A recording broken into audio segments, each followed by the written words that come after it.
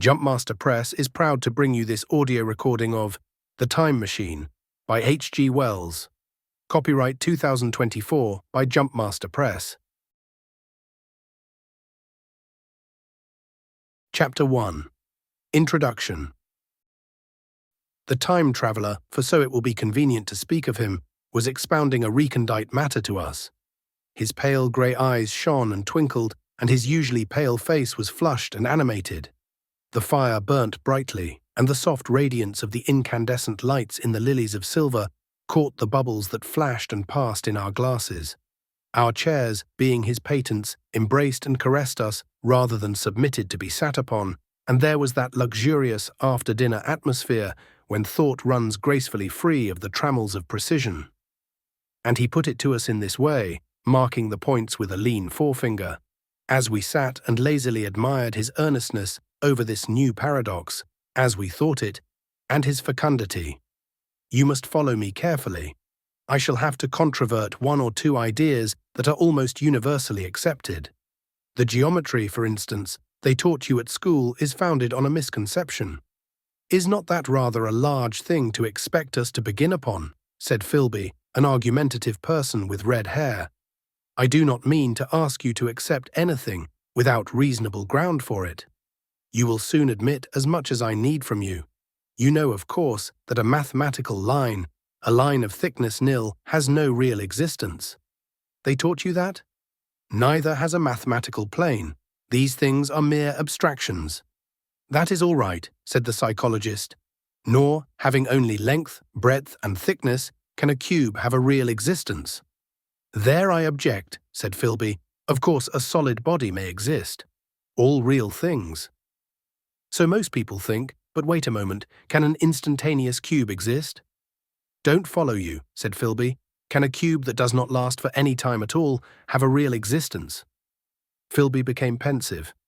Clearly, the time traveller proceeded, any real body must have extension in 4 directions. It must have length, breadth, thickness, and duration. But through a natural infirmity of the flesh, which I will explain to you in a moment, we incline to overlook this fact. There are really 4 dimensions, 3 which we call the 3 planes of space, and a 4th time. There is, however, a tendency to draw an unreal distinction between the former 3 dimensions and the latter, because it happens that our consciousness moves intermittently in one direction along the latter from the beginning to the end of our lives. That, said a very young man, making spasmodic efforts to relight his cigar over the lamp, that, very clear indeed. Now it is very remarkable that this is so extensively overlooked, continued the time traveller, with a slight accession of cheerfulness. Really, this is what is meant by the 4th dimension, though some people who talk about the 4th dimension do not know they mean it. It is only another way of looking at time. There is no difference between time and any of the 3 dimensions of space, except that our consciousness moves along it. But some foolish people have got hold of the wrong side of that idea. You have all heard what they have to say about this 4th dimension? I have not, said the provincial mayor. It is simply this. That space, as our mathematicians have it, is spoken of as having 3 dimensions, which one may call length, breadth, and thickness, and is always definable by reference to 3 planes, each at right angles to the others. But some philosophical people have been asking why 3 dimensions particularly, why not another direction at right angles to the other 3, and have even tried to construct a 4-dimensional geometry. Professor Simon Newcomb was expounding this to the New York Mathematical Society only a month or so ago. You know how, on a flat surface, which has only 2 dimensions, we can represent a figure of a 3-dimensional solid, and similarly they think that by models of 3 dimensions they could represent one of 4, if they could master the perspective of the thing. See? I think so, murmured the provincial mayor, and knitting his brows he lapsed into an introspective state, his lips moving as one who repeats mystic words. Yes, I think I see it now, he said after some time, brightening in a quite transitory manner. Well, I do not mind telling you I have been at work upon this geometry of 4 dimensions for some time. Some of my results are curious. For instance, here is a portrait of a man at 8 years old, another at 15, another at 17, another at 23, and so on. All these are evidently sections, as it were, three-dimensional representations of his four-dimensioned being, which is a fixed and unalterable thing. Scientific people, proceeded the time traveler, after the pause required for the proper assimilation of this, know very well that time is only a kind of space. Here is a popular scientific diagram, a weather record. This line I trace with my finger shows the movement of the barometer. Yesterday it was so high, yesterday night it fell, then this morning it rose again, and so gently upward to here. Surely the mercury did not trace this line in any of the dimensions of space generally recognized. But certainly it traced such a line, and that line, therefore, we must conclude, was along the time dimension. But, said the medical man, staring hard at a coal in the fire, if time is really only a fourth dimension of space, why is it, and why has it always been, regarded as something different? And why cannot we move in time as we move about in the other dimensions of space? The time traveler smiled. Are you so sure we can move freely in space? Right and left we can go, backward and forward freely enough, and men always have done so. I admit we move freely in two dimensions. But how about up and down? Gravitation limits us there. Not exactly, said the medical man. There are balloons. But before the balloons, save for spasmodic jumping and the inequalities of the surface, man had no freedom of vertical movement. Still they could move a little up and down, said the medical man. Easier, far easier down than up. And you cannot move at all in time, you cannot get away from the present moment. My dear sir, that is just where you are wrong. That is just where the whole world has gone wrong. We are always getting away from the present moment. Our mental existences, which are immaterial and have no dimensions, are passing along the time dimension with a uniform velocity from the cradle to the grave. Just as we should travel down if we began our existence 50 miles above the Earth's surface. But the great difficulty is this, interrupted the psychologist. You can move about in all directions of space, but you cannot move about in time. That is the germ of my great discovery. But you are wrong to say that we cannot move about in time. For instance, if I am recalling an incident very vividly, I go back to the instant of its occurrence. I become absent-minded, as you say. I jump back for a moment. Of course, we have no means of staying back for any length of time, any more than a savage or an animal has of staying 6 feet above the ground. But a civilized man is better off than the savage in this respect. He can go up against gravitation in a balloon, and why should he not hope that ultimately he may be able to stop or accelerate his drift along the time dimension, or even turn about and travel the other way? Oh, this, began Philby, is all— Why not? Said the time traveler. It's against reason, said Philby. What reason? Said the time traveler. You can show black is white by argument, said Philby, but you will never convince me. Possibly not, said the time traveler. But now you begin to see the object of my investigations into the geometry of 4 dimensions. Long ago, I had a vague inkling of a machine. To travel through time, exclaimed the very young man. That shall travel indifferently in any direction of space and time, as the driver determines. Philby contented himself with laughter. But I have experimental verification, said the time traveler. It would be remarkably convenient for the historian, the psychologist suggested. One might travel back and verify the accepted account of the Battle of Hastings, for instance. Don't you think you would attract attention? Said the medical man. Our ancestors had no great tolerance for anachronisms. One might get one's Greek from the very lips of Homer and Plato, the very young man thought, in which case they would certainly plough you for the little go. The German scholars have improved Greek so much. Then there is the future, said the very young man. Just think, one might invest all one's money, leave it to accumulated interest, and hurry on ahead. To discover a society, said I, erected on a strictly communistic basis. Of all the wild, extravagant theories, began the psychologist. Yes, so it seemed to me, and so I never talked of it until— Experimental verification, cried I. You are going to verify that? The experiment, cried Philby, who was getting brain-weary. Let's see your experiment anyhow, said the psychologist, though it's all humbug, you know.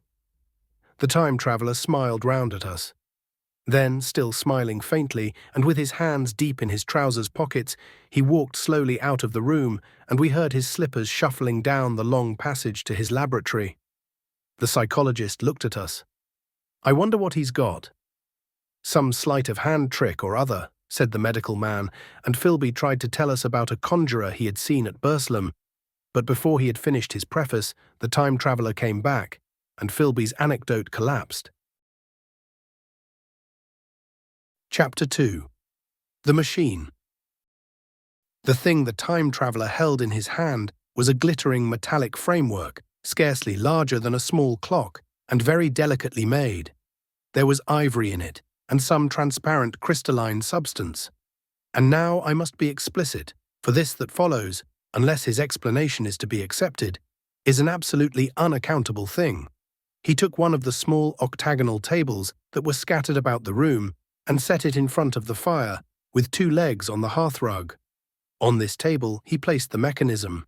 Then he drew up a chair and sat down.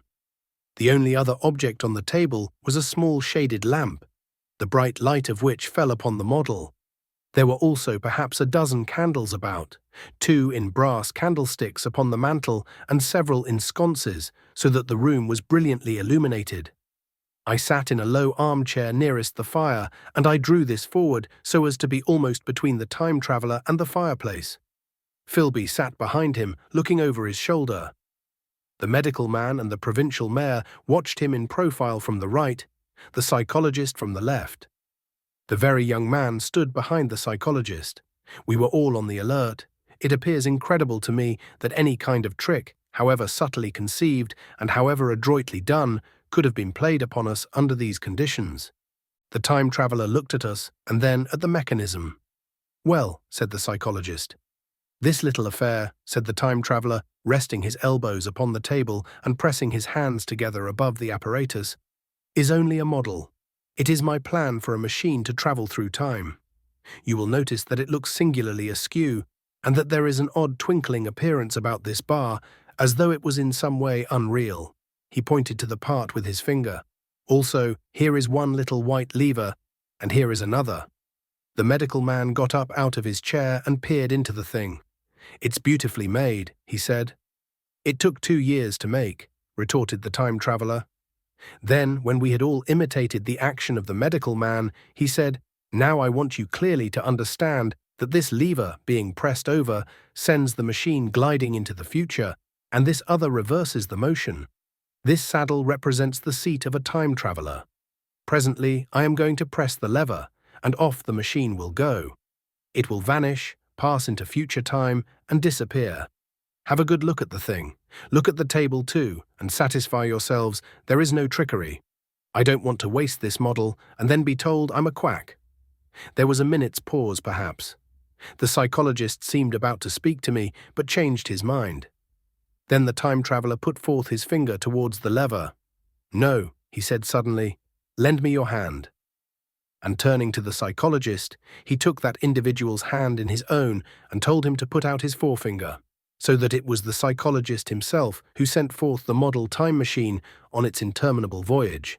We all saw the lever turn. I am absolutely certain there was no trickery. There was a breath of wind and the lamp flame jumped. One of the candles on the mantel was blown out, and the little machine suddenly swung round, became indistinct, was seen as a ghost for a second perhaps, as an eddy of faintly glittering brass and ivory. And it was gone. Vanished. Save for the lamp, the table was bare. Everyone was silent for a minute. Then Philby said he was damned. The psychologist recovered from his stupor and suddenly looked under the table. At that, the time traveller laughed cheerfully. "Well," he said, with a reminiscence of the psychologist. Then, getting up, he went to the tobacco jar on the mantel and, with his back to us, began to fill his pipe. We stared at each other. "Look here," said the medical man, "are you in earnest about this? Do you seriously believe that that machine has travelled into time?" "Certainly," said the time traveller, stooping to light a spill at the fire.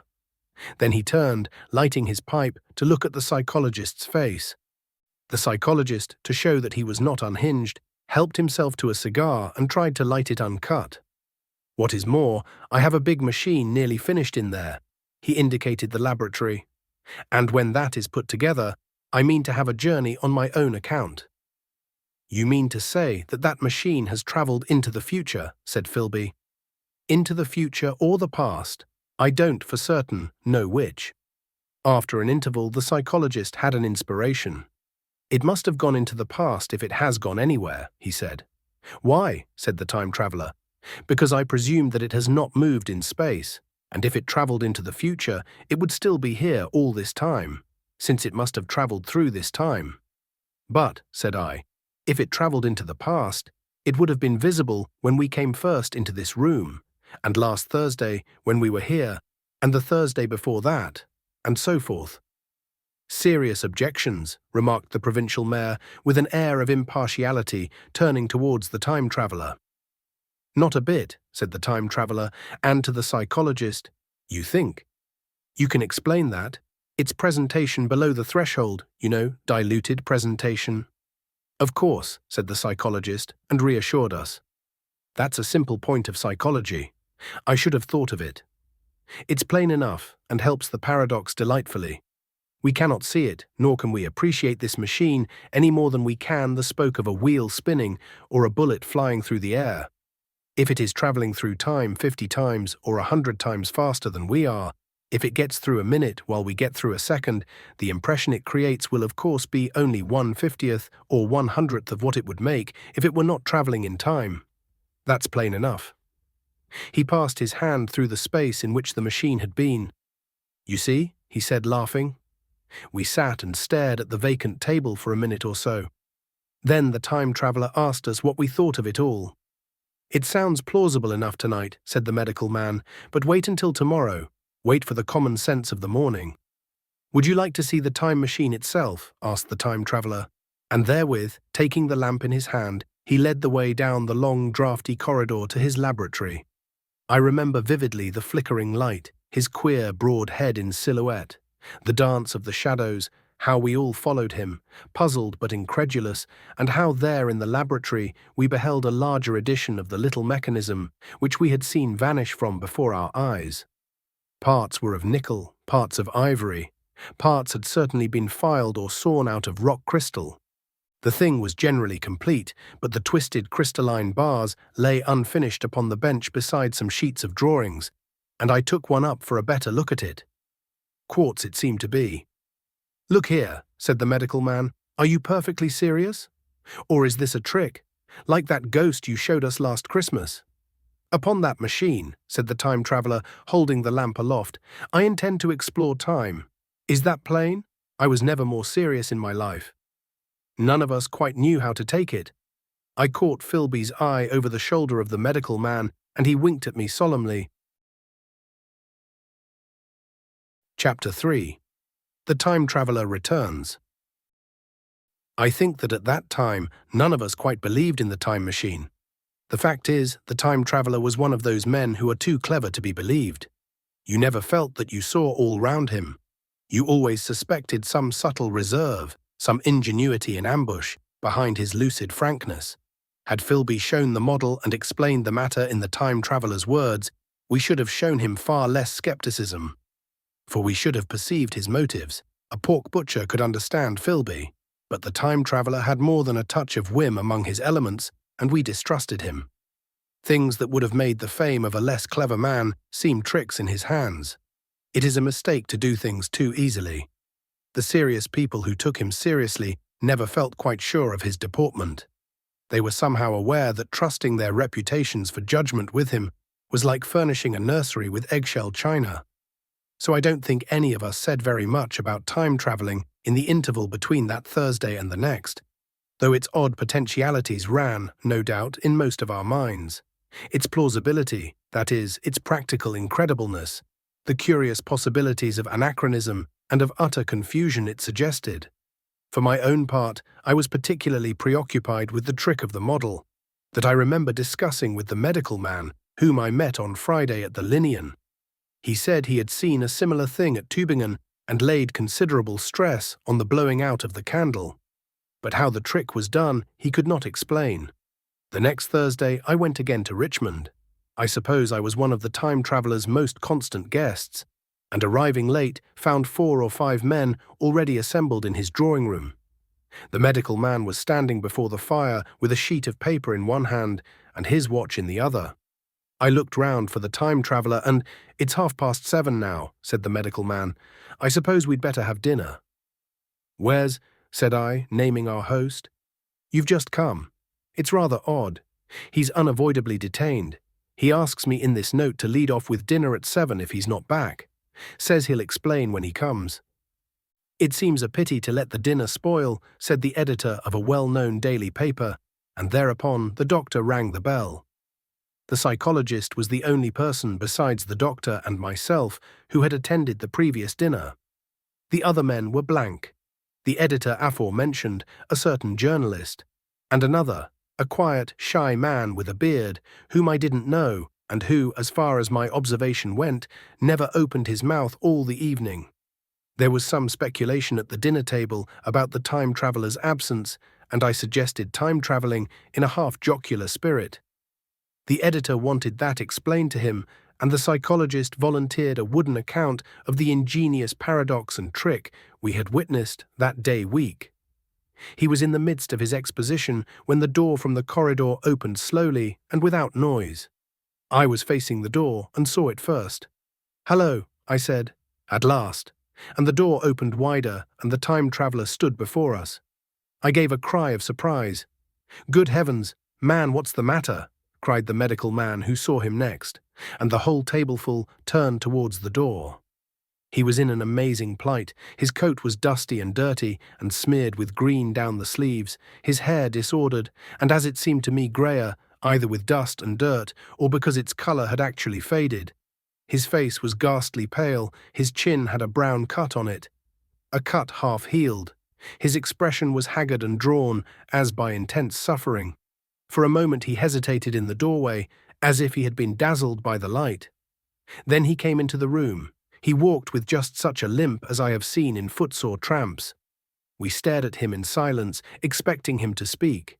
He said not a word, but came painfully to the table and made a motion towards the wine. The editor filled a glass of champagne and pushed it towards him. He drained it, and it seemed to do him good, for he looked round the table and the ghost of his old smile flickered across his face. "What on earth have you been up to, man?" said the doctor. The time traveller did not seem to hear. "Don't let me disturb you," he said, with a certain faltering articulation. "I'm all right." He stopped, held out his glass for more, and took it off at a draught. "That's good," he said. His eyes grew brighter, and a faint colour came into his cheeks. His glance flickered over our faces with a certain dull approval, and then went round the warm and comfortable room. Then he spoke again, still as it were feeling his way among his words. "I'm going to wash and dress, and then I'll come down and explain things. Save me some of that mutton. I'm starving for a bit of meat." He looked across at the editor, who was a rare visitor, and hoped he was all right. The editor began a question. "Tell you presently," said the time traveller. "I'm funny. Be all right in a minute." He put down his glass and walked towards the staircase door.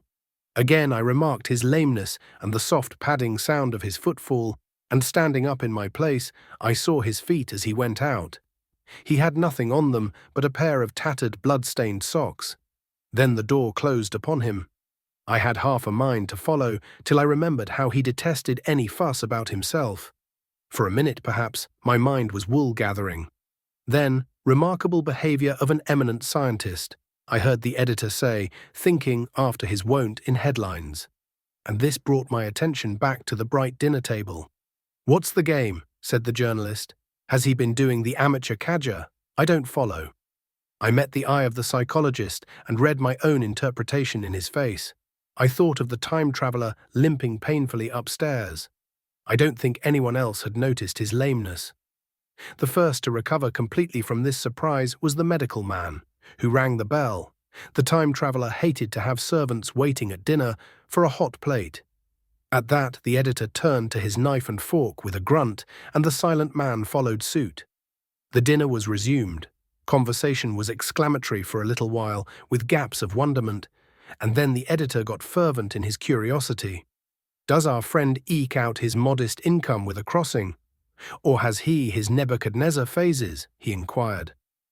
I feel assured it's this business of the time machine, I said, and took up the psychologist's account of our previous meeting. The new guests were frankly incredulous. The editor raised objections. What was this time traveling? A man couldn't cover himself with dust by rolling in a paradox, could he? And then, as the idea came home to him, he resorted to caricature. Hadn't they any clothes brushes in the future? The journalist, too, would not believe at any price, and joined the editor in the easy work of heaping ridicule on the whole thing. They were both the new kind of journalist, very joyous, irreverent young men. Our special correspondent in the Day After Tomorrow reports, the journalist was saying, or rather shouting, when the time traveller came back. He was dressed in ordinary evening clothes, and nothing save his haggard look remained of the change that had startled me. I say, said the editor hilariously, these chaps here say you have been travelling into the middle of next week. Tell us all about little Rosebery, will you? What will you take for the lot? The time traveller came to the place reserved for him without a word. He smiled quietly, in his old way. Where's my mutton? He said. What a treat it is to stick a fork into meat again. Story, cried the editor. Story be damned, said the time traveller. I want something to eat. I won't say a word until I get some peptone into my arteries. Thanks. And the salt. One word, said I. Have you been time travelling? Yes, said the time traveller, with his mouth full, nodding his head. I'd give £1 a line for a verbatim note, said the editor. The time traveller pushed his glass towards the silent man and rang it with his fingernail, at which the silent man, who had been staring at his face, started convulsively and poured him wine. The rest of the dinner was uncomfortable. For my own part, sudden questions kept on rising to my lips, and I dare say it was the same with the others. The journalist tried to relieve the tension by telling anecdotes of Hetty Potter. The time traveller devoted his attention to his dinner and displayed the appetite of a tramp. The medical man smoked a cigarette and watched the time traveller through his eyelashes. The silent man seemed even more clumsy than usual and drank champagne with regularity and determination out of sheer nervousness. At last, the time traveller pushed his plate away and looked round us. I suppose I must apologize, he said. I was simply starving. I've had a most amazing time. He reached out his hand for a cigar and cut the end. But come into the smoking room. It's too long a story to tell over greasy plates. And ringing the bell in passing, he led the way into the adjoining room. You have told blank and dash and chose about the machine, he said to me, leaning back in his easy chair and naming the 3 new guests. But the thing's a mere paradox, said the editor. I can't argue tonight. I don't mind telling you the story, but I can't argue. I will, he went on, tell you the story of what has happened to me, if you like, but you must refrain from interruptions. I want to tell it. Badly. Most of it will sound like lying. So be it. It's true, every word of it, all the same. I was in my laboratory at 4 o'clock, and since then, I've lived 8 days. Such days as no human being ever lived before. I'm nearly worn out, but I shan't sleep till I've told this thing over to you. Then I shall go to bed. But no interruptions. Is it agreed? Agreed, said the editor, and the rest of us echoed, agreed. And with that, the time traveller began his story as I have set it forth. He sat back in his chair at first and spoke like a weary man. Afterwards he got more animated. In writing it down, I feel with only too much keenness the inadequacy of pen and ink, and above all, my own inadequacy, to express its quality. You read, I will suppose, attentively enough, but you cannot see the speaker's white, sincere face in the bright circle of the little lamp, nor hear the intonation of his voice. You cannot know how his expression followed the turns of his story. Most of us hearers were in shadow, for the candles in the smoking room had not been lighted, and only the face of the journalist and the legs of the silent man from the knees downward were illuminated. At first we glanced now and again at each other. After a time we ceased to do that, and looked only at the time traveller's face. Chapter 4. Time Travelling. I told some of you last Thursday of the principles of the time machine and showed you the actual thing itself, incomplete in the workshop.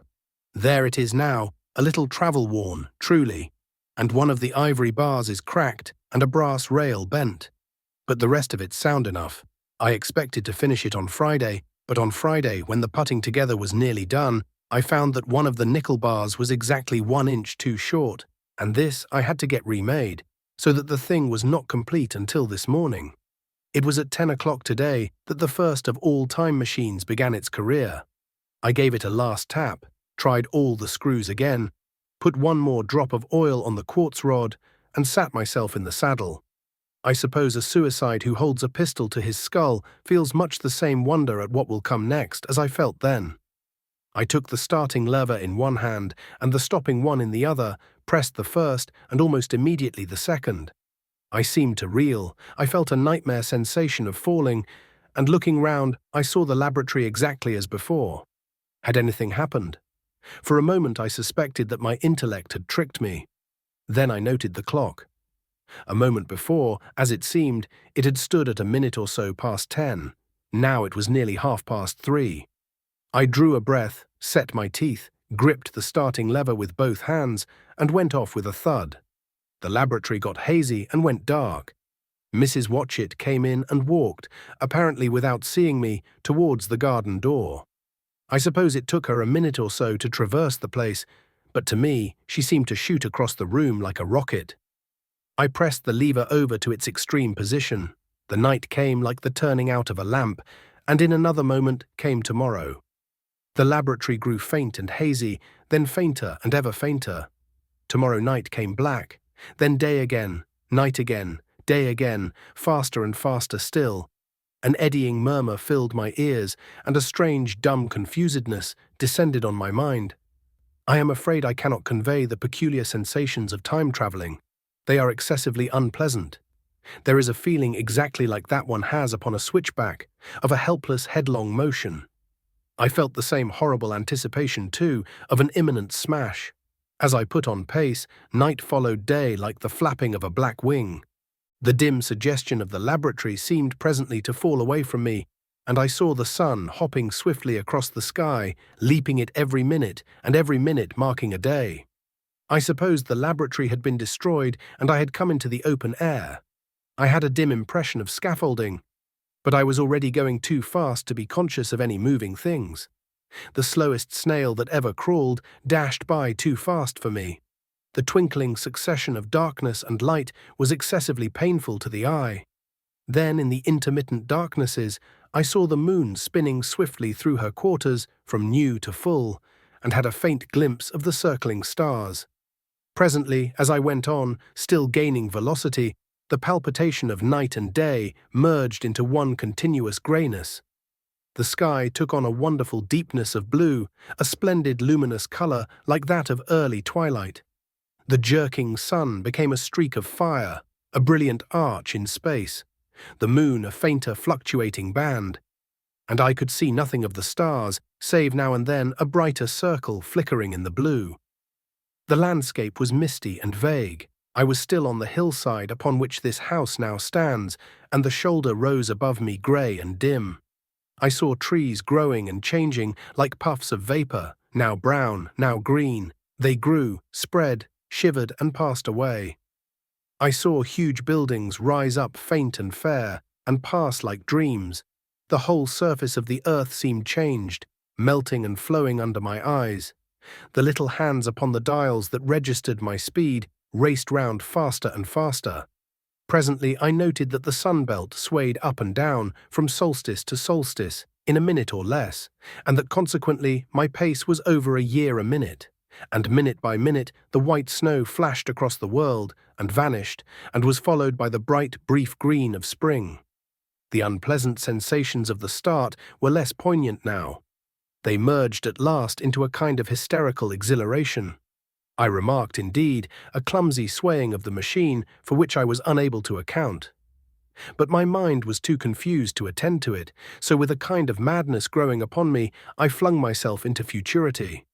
At first I scarce thought of stopping, scarce thought of anything but these new sensations. But presently a fresh series of impressions grew up in my mind, a certain curiosity, and therewith a certain dread, until at last they took complete possession of me. What strange developments of humanity, what wonderful advances upon our rudimentary civilization, I thought, might not appear when I came to look nearly into the dim, elusive world that raced and fluctuated before my eyes. I saw great and splendid architecture rising about me, more massive than any buildings of our own time, and yet, as it seemed, built of glimmer and mist. I saw a richer green flow up the hillside and remain there without any wintry intermission. Even through the veil of my confusion, the earth seemed very fair. And so my mind came round to the business of stopping. The peculiar risk lay in the possibility of my finding some substance in the space which I, or the machine, occupied. So long as I travelled at a high velocity through time, this scarcely mattered. I was, so to speak, attenuated, was slipping like a vapour through the interstices of intervening substances. But to come to a stop involved the jamming of myself, molecule by molecule, into whatever lay in my way, meant bringing my atoms into such intimate contact with those of the obstacle that a profound chemical reaction, possibly a far-reaching explosion, would result and blow myself and my apparatus out of all possible dimensions into the unknown. This possibility had occurred to me again and again while I was making the machine, but then I had cheerfully accepted it as an unavoidable risk. One of the risks a man has got to take. Now the risk was inevitable. I no longer saw it in the same cheerful light. The fact is that, insensibly, the absolute strangeness of everything, the sickly jarring and swaying of the machine, above all, the feeling of prolonged falling, had absolutely upset my nerves. I told myself that I could never stop, and with a gust of petulance, I resolved to stop forthwith. Like an impatient fool, I lugged over the lever, and incontinently the thing went reeling over, and I was flung headlong through the air. There was the sound of a clap of thunder in my ears. I may have been stunned for a moment. A pitiless hail was hissing round me, and I was sitting on soft turf in front of the overset machine. Everything still seemed grey, but presently I remarked that the confusion in my ears was gone. I looked round me. I was on what seemed to be a little lawn in a garden, surrounded by rhododendron bushes, and I noticed that their mauve and purple blossoms were dropping in a shower under the beating of the hailstones. The rebounding, dancing hail hung in a little cloud over the machine and drove along the ground like smoke. In a moment I was wet to the skin. "Fine hospitality," said I, "to a man who has travelled innumerable years to see you." Presently I thought what a fool I was to get wet. I stood up and looked round me. A colossal figure, carved apparently in some white stone, loomed indistinctly beyond the rhododendrons through the hazy downpour. But all else of the world was invisible. My sensations would be hard to describe. As the columns of hail grew thinner, I saw the white figure more distinctly. It was very large, for a silver birch tree touched its shoulder. It was of white marble, in shape something like a winged sphinx. But the wings, instead of being carried vertically at the sides, were spread so that it seemed to hover. The pedestal, it appeared to me, was of bronze, and was thick with verdigris. It chanced that the face was towards me, the sightless eyes seemed to watch me. There was the faint shadow of a smile on the lips. It was greatly weather-worn, and that imparted an unpleasant suggestion of disease. I stood looking at it for a little space, half a minute, perhaps, or half an hour. It seemed to advance and to recede as the hail drove before it denser or thinner. At last I tore my eyes from it for a moment and saw that the hail curtain had worn threadbare and that the sky was lightening with the promise of the sun. I looked up again at the crouching white shape, and the full temerity of my voyage came suddenly upon me. What might appear when that hazy curtain was altogether withdrawn? What might not have happened to men? What if cruelty had grown into a common passion? What if in this interval the race had lost its manliness and had developed into something inhuman, unsympathetic, and overwhelmingly powerful? I might seem some old-world savage animal, only the more dreadful and disgusting for our common likeness, a foul creature to be incontinently slain. Already I saw other vast shapes, huge buildings with intricate parapets and tall columns, with a wooded hillside dimly creeping in upon me through the lessening storm. I was seized with a panic fear. I turned frantically to the time machine and strove hard to readjust it. As I did so, the shafts of the sun smote through the thunderstorm. The grey downpour was swept aside and vanished like the trailing garments of a ghost. Above me, in the intense blue of the summer sky, some faint brown shreds of cloud whirled into nothingness. The great buildings about me stood out clear and distinct, shining with the wet of the thunderstorm and picked out in white by the unmelted hailstones piled along their courses. I felt naked in a strange world. I felt as perhaps a bird may feel in the clear air, knowing the hawk wings above and will swoop. My fear grew to frenzy. I took a breathing space, set my teeth, and again grappled fiercely, wrist and knee, with the machine. It gave under my desperate onset and turned over. It struck my chin violently. One hand on the saddle, the other on the lever, I stood panting heavily in attitude to mount again. But with this recovery of a prompt retreat, my courage recovered. I looked more curiously and less fearfully at this world of the remote future. In a circular opening, high up in the wall of the nearer house, I saw a group of figures clad in rich soft robes. They had seen me, and their faces were directed towards me. Then I heard voices approaching me. Coming through the bushes by the white sphinx were the heads and shoulders of men running. One of these emerged in a pathway leading straight to the little lawn upon which I stood with my machine. He was a slight creature, perhaps 4 feet high, clad in a purple tunic, girdled at the waist with a leather belt. Sandals or buskins, I could not clearly distinguish which, were on his feet. His legs were bare to the knees, and his head was bare. Noticing that, I noticed for the first time how warm the air was. He struck me as being a very beautiful and graceful creature, but indescribably frail. His flushed face reminded me of the more beautiful kind of consumptive, that hectic beauty of which we used to hear so much. At the sight of him, I suddenly regained confidence. I took my hands from the machine. Chapter 5. In the Golden Age. In another moment we were standing face to face, I and this fragile thing out of futurity. He came straight up to me and laughed into my eyes. The absence from his bearing of any sign of fear struck me at once. Then he turned to the 2 others who were following him and spoke to them in a strange and very sweet and liquid tongue. There were others coming, and presently a little group of perhaps 8 or 10 of these exquisite creatures were about me. One of them addressed me. It came into my head, oddly enough, that my voice was too harsh and deep for them. So I shook my head, and pointing to my ears, shook it again. He came a step forward, hesitated, and then touched my hand. Then I felt other soft little tentacles upon my back and shoulders. They wanted to make sure I was real. There was nothing in this at all alarming.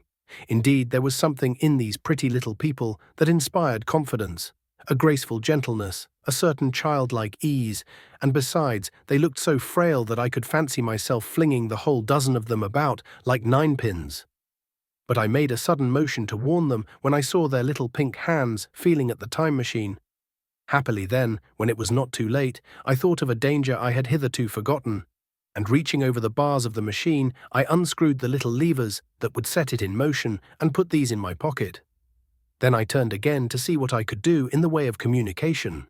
And then, looking more nearly into their features, I saw some further peculiarities in their Dresden china type of prettiness. Their hair, which was uniformly curly, came to a sharp end at the neck and cheek. There was not the faintest suggestion of it on the face, and their ears were singularly minute. The mouths were small, with bright red, rather thin lips, and the little chins ran to a point. The eyes were large and mild, and, this may seem egotism on my part, I fancied even that there was a certain lack of the interest I might have expected in them.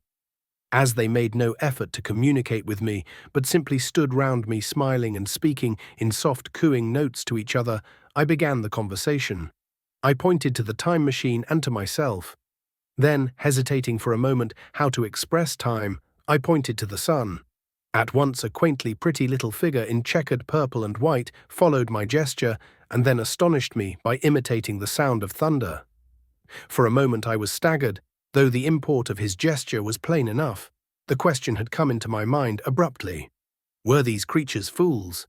You may hardly understand how it took me. You see, I had always anticipated that the people of the year 802,000 odd would be incredibly in front of us in knowledge, art, everything. Then one of them suddenly asked me a question that showed him to be on the intellectual level of one of our 5-year-old children. Asked me, in fact, if I had come from the sun in a thunderstorm. It let loose the judgment I had suspended upon their clothes, their frail, light limbs, and fragile features. A flow of disappointment rushed across my mind. For a moment I felt that I had built the time machine in vain. I nodded, pointed to the sun, and gave them such a vivid rendering of a thunderclap as startled them. They all withdrew a pace or so and bowed. Then came one laughing towards me, carrying a chain of beautiful flowers altogether new to me, and put it about my neck. The idea was received with melodious applause, and presently they were all running to and fro for flowers and laughingly flinging them upon me until I was almost smothered with blossom.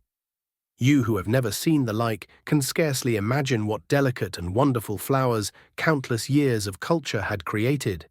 Then someone suggested that their plaything should be exhibited in the nearest building, and so I was led past the Sphinx of white marble, which had seemed to watch me all the while with a smile at my astonishment, towards a vast grey edifice of fretted stone. As I went with them, the memory of my confident anticipations of a profoundly grave and intellectual posterity came with irresistible merriment to my mind. The building had a huge entry and was altogether of colossal dimensions. I was naturally most occupied with the growing crowd of little people and with the big open portals that yawned before me, shadowy and mysterious. My general impression of the world I saw over their heads was a tangled waste of beautiful bushes and flowers, a long neglected and yet weedless garden. I saw a number of tall spikes of strange white flowers, measuring a foot perhaps across the spread of the waxen petals. They grew scattered, as if wild, among the variegated shrubs, but, as I say, I did not examine them closely at this time. The time machine was left deserted on the turf among the rhododendrons. The arch of the doorway was richly carved, but naturally I did not observe the carving very narrowly, though I fancied I saw suggestions of old Phoenician decorations as I passed through, and it struck me that they were very badly broken and weather-worn. Several more brightly clad people met me in the doorway, and so we entered, I dressed in dingy 19th-century garments, looking grotesque enough, garlanded with flowers and surrounded by an eddying mass of bright, soft-colored robes and shining white limbs, in a melodious whirl of laughter and laughing speech. The big doorway opened into a proportionately great hall hung with brown. The roof was in shadow, and the windows, partially glazed with colored glass and partially unglazed, admitted a tempered light. The floor was made up of huge blocks of some very hard white metal, not plates nor slabs, blocks, and it was so much worn, as I judged by the going to and fro of past generations, as to be deeply channeled along the more frequented ways. Transverse to the length were innumerable tables made of slabs of polished stone, raised, perhaps, a foot from the floor, and upon these were heaps of fruits. Some I recognized as a kind of hypertrophied raspberry and orange, but for the most part they were strange. Between the tables was scattered a great number of cushions. Upon these my conductors seated themselves, signing for me to do likewise. With a pretty absence of ceremony, they began to eat the fruit with their hands, flinging peel and stalks and so forth into the round openings in the sides of the tables. I was not loath to follow their example, for I felt thirsty and hungry. As I did so, I surveyed the hall at my leisure, and perhaps the thing that struck me most was its dilapidated look. The stained glass windows, which displayed only a geometrical pattern, were broken in many places, and the curtains that hung across the lower end were thick with dust. And it caught my eye that the corner of the marble table near me was fractured. Nevertheless, the general effect was extremely rich and picturesque. There were, perhaps, a couple of 100 people dining in the hall, and most of them, seated as near to me as they could come, were watching me with interest, their little eyes shining over the fruit they were eating. All were clad in the same soft and yet strong silky material. Fruit, by the by, was all their diet. These people of the remote future were strict vegetarians, and while I was with them, in spite of some carnal cravings, I had to be frugivorous also. Indeed, I found afterwards that horses, cattle, sheep, dogs had followed the ichthyosaurus into extinction. But the fruits were very delightful. One in particular that seemed to be in season all the time I was there, a flowery thing in a three-sided husk, was especially good, and I made it my staple. At first I was puzzled by all these strange fruits and by the strange flowers I saw, but later I began to perceive their import. However, I am telling you of my fruit dinner in the distant future now. So soon as my appetite was a little checked, I determined to make a resolute attempt to learn the speech of these new men of mine. Clearly that was the next thing to do. The fruits seemed a convenient thing to begin upon, and holding one of these up, I began a series of interrogative sounds and gestures. I had some considerable difficulty in conveying my meaning. At first, my efforts met with a stare of surprise or inextinguishable laughter, but presently a fair-haired little creature seemed to grasp my intention and repeated a name. They had to chatter and explain the business at great length to each other, and my first attempts to make the exquisite little sounds of their language caused an immense amount of genuine, if uncivil, amusement.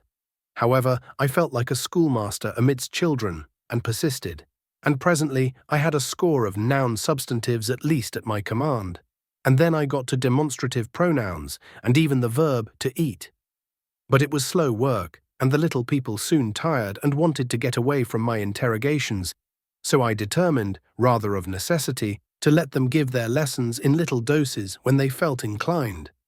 And very little doses I found they were before long, for I never met people more indolent or more easily fatigued. Chapter 6. The Sunset of Mankind. A queer thing I soon discovered about my little hosts, and that was their lack of interest.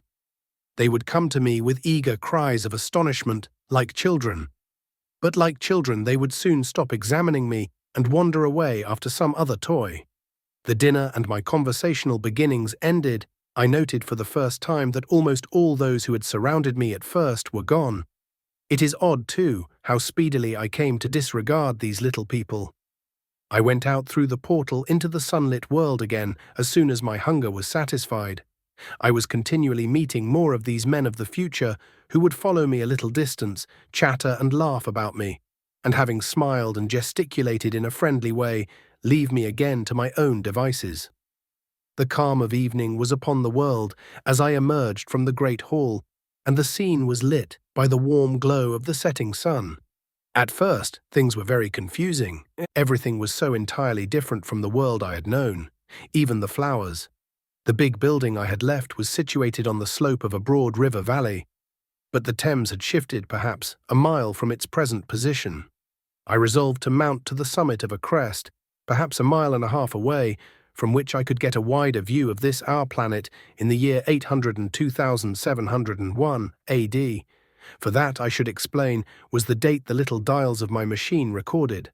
As I walked, I was watching for every impression that could possibly help to explain the condition of ruinous splendor in which I found the world, for ruinous it was. A little way up the hill, for instance, was a great heap of granite, bound together by masses of aluminum, a vast labyrinth of precipitous walls and crumpled heaps, amidst which were thick heaps of very beautiful pagoda-like plants, nettles possibly, but wonderfully tinted with brown about the leaves and incapable of stinging. It was evidently the derelict remains of some vast structure, to what end built I could not determine. It was here that I was destined, at a later date, to have a very strange experience, the first intimation of a still stranger discovery, but of that I will speak in its proper place. Looking round, with a sudden thought from a terrace on which I rested for a while, I realized that there were no small houses to be seen. Apparently the single house, and possibly even the household, had vanished. Here and there among the greenery were palace-like buildings, but the house and the cottage, which form such characteristic features of our own English landscape, had disappeared. Communism, said I to myself, and on the heels of that came another thought. I looked at the half-dozen little figures that were following me. Then, in a flash, I perceived that all had the same form of costume, the same soft hairless visage, and the same girlish rotundity of limb. It may seem strange, perhaps, that I had not noticed this before, but everything was so strange. Now I saw the fact plainly enough. In costume and in all the differences of texture and bearing that now mark off the sexes from each other, These people of the future were alike, and the children seemed to my eyes to be but the miniatures of their parents. I judged then that the children of that time were extremely precocious, physically at least, and I found afterwards abundant verification of my opinion. Seeing the ease and security in which these people were living, I felt that this close resemblance of the sexes was after all what one would expect. For the strength of a man and the softness of a woman, the institution of the family, and the differentiation of occupations are mere militant necessities of an age of physical force. Where population is balanced and abundant, much childbearing becomes an evil rather than a blessing to the state. Where violence comes but rarely and offspring are secure, there is less necessity, indeed there is no necessity, for an efficient family, and the specialization of the sexes with reference to their children's needs disappears. We see some beginnings of this even in our own time, and in this future age it was complete. This, I must remind you, was my speculation at the time. Later, I was to appreciate how far it fell short of the reality. While I was musing upon these things, my attention was attracted by a pretty little structure, like a well under a cupola. I thought in a transitory way of the oddness of wells still existing, and then resumed the thread of my speculations. There were no large buildings towards the top of the hill, and as my walking powers were evidently miraculous, I was presently left alone for the first time. With a strange sense of freedom and adventure, I pushed on up to the crest. There I found a seat of some yellow metal that I did not recognize, corroded in places with a kind of pinkish rust, and half smothered in soft moss, the armrests cast and filed into the resemblance of griffins' heads. I sat down on it, and I surveyed the broad view of our old world under the sunset of that long day. It was as sweet and fair a view as I have ever seen. The sun had already gone below the horizon, and the west was flaming gold, touched with some horizontal bars of purple and crimson. Below was the valley of the Thames, in which the river lay like a band of burnished steel. I have already spoken of the great palaces dotted about among the variegated greenery, some in ruins and some still occupied. Here and there rose a white or silvery figure in the waste garden of the earth. Here and there came the sharp vertical line of some cupola or obelisk. There were no hedges, no signs of proprietary rights, no evidences of agriculture. The whole earth had become a garden. So watching, I began to put my interpretation upon the things I had seen, and as it shaped itself to me that evening, my interpretation was something in this way. Afterwards I found I had got only a half-truth, or only a glimpse of one facet of the truth. It seemed to me that I had happened upon humanity upon the wane. The ruddy sunset set me thinking of the sunset of mankind. For the first time, I began to realize an odd consequence of the social effort in which we are at present engaged. And yet, come to think, it is a logical consequence enough. Strength is the outcome of need. Security sets a premium on feebleness. The work of ameliorating the conditions of life, the true civilizing process that makes life more and more secure, had gone steadily on to a climax. One triumph of a united humanity over nature had followed another. Things that are now mere dreams had become projects deliberately put in hand and carried forward. And the harvest was what I saw. After all, the sanitation and the agriculture of today are still in the rudimentary stage. The science of our time has attacked but a little department of the field of human disease, but even so, it spreads its operations very steadily and persistently. Our agriculture and horticulture destroy a weed just here and there and cultivate perhaps a score or so of wholesome plants, leaving the greater number to fight out a balance as they can. We improve our favorite plants and animals, and how few they are, gradually by selective breeding. Now a new and better peach, now a seedless grape, now a sweeter and larger flower, now a more convenient breed of cattle. We improve them gradually because our ideals are vague and tentative, and our knowledge is very limited. Because nature, too, is shy and slow in our clumsy hands. Someday, all this will be better organized and still better. That is the drift of the current in spite of the eddies. The whole world will be intelligent, educated, and cooperating. Things will move faster and faster towards the subjugation of nature. In the end, wisely and carefully, We shall readjust the balance of animal and vegetable life to suit our human needs. This adjustment, I say, must have been done, and done well, done indeed for all time, in the space of time across which my machine had leapt. The air was free from gnats, the earth from weeds or fungi. Everywhere were fruits, and sweet and delightful flowers. Brilliant butterflies flew hither and thither. The ideal of preventive medicine was attained. Diseases had been stamped out. I saw no evidence of any contagious diseases during all my stay. And I shall have to tell you later that even the processes of putrefaction and decay had been profoundly affected by these changes. Social triumphs, too, had been effected. I saw mankind housed in splendid shelters, gloriously clothed, and as yet I had found them engaged in no toil. There were no signs of struggle, neither social nor economical struggle. The shop, the advertisement, traffic, all that commerce which constitutes the body of our world, was gone. It was natural on that golden evening that I should jump at the idea of a social paradise. The difficulty of increasing population had been met, I guessed, and population had ceased to increase. But with this change in condition comes inevitably adaptations to the change. What, unless biological science is a mass of errors, is the cause of human intelligence and vigor? Hardship and freedom. Conditions under which the active, strong, and subtle survive, and the weaker go to the wall. Conditions that put a premium upon the loyal alliance of capable men, upon self-restraint, patience, and decision, and the institution of the family, and the emotions that arise therein, the fierce jealousy, the tenderness for offspring, parental self-devotion, all found their justification and support in the imminent dangers of the young. Now, where are these imminent dangers?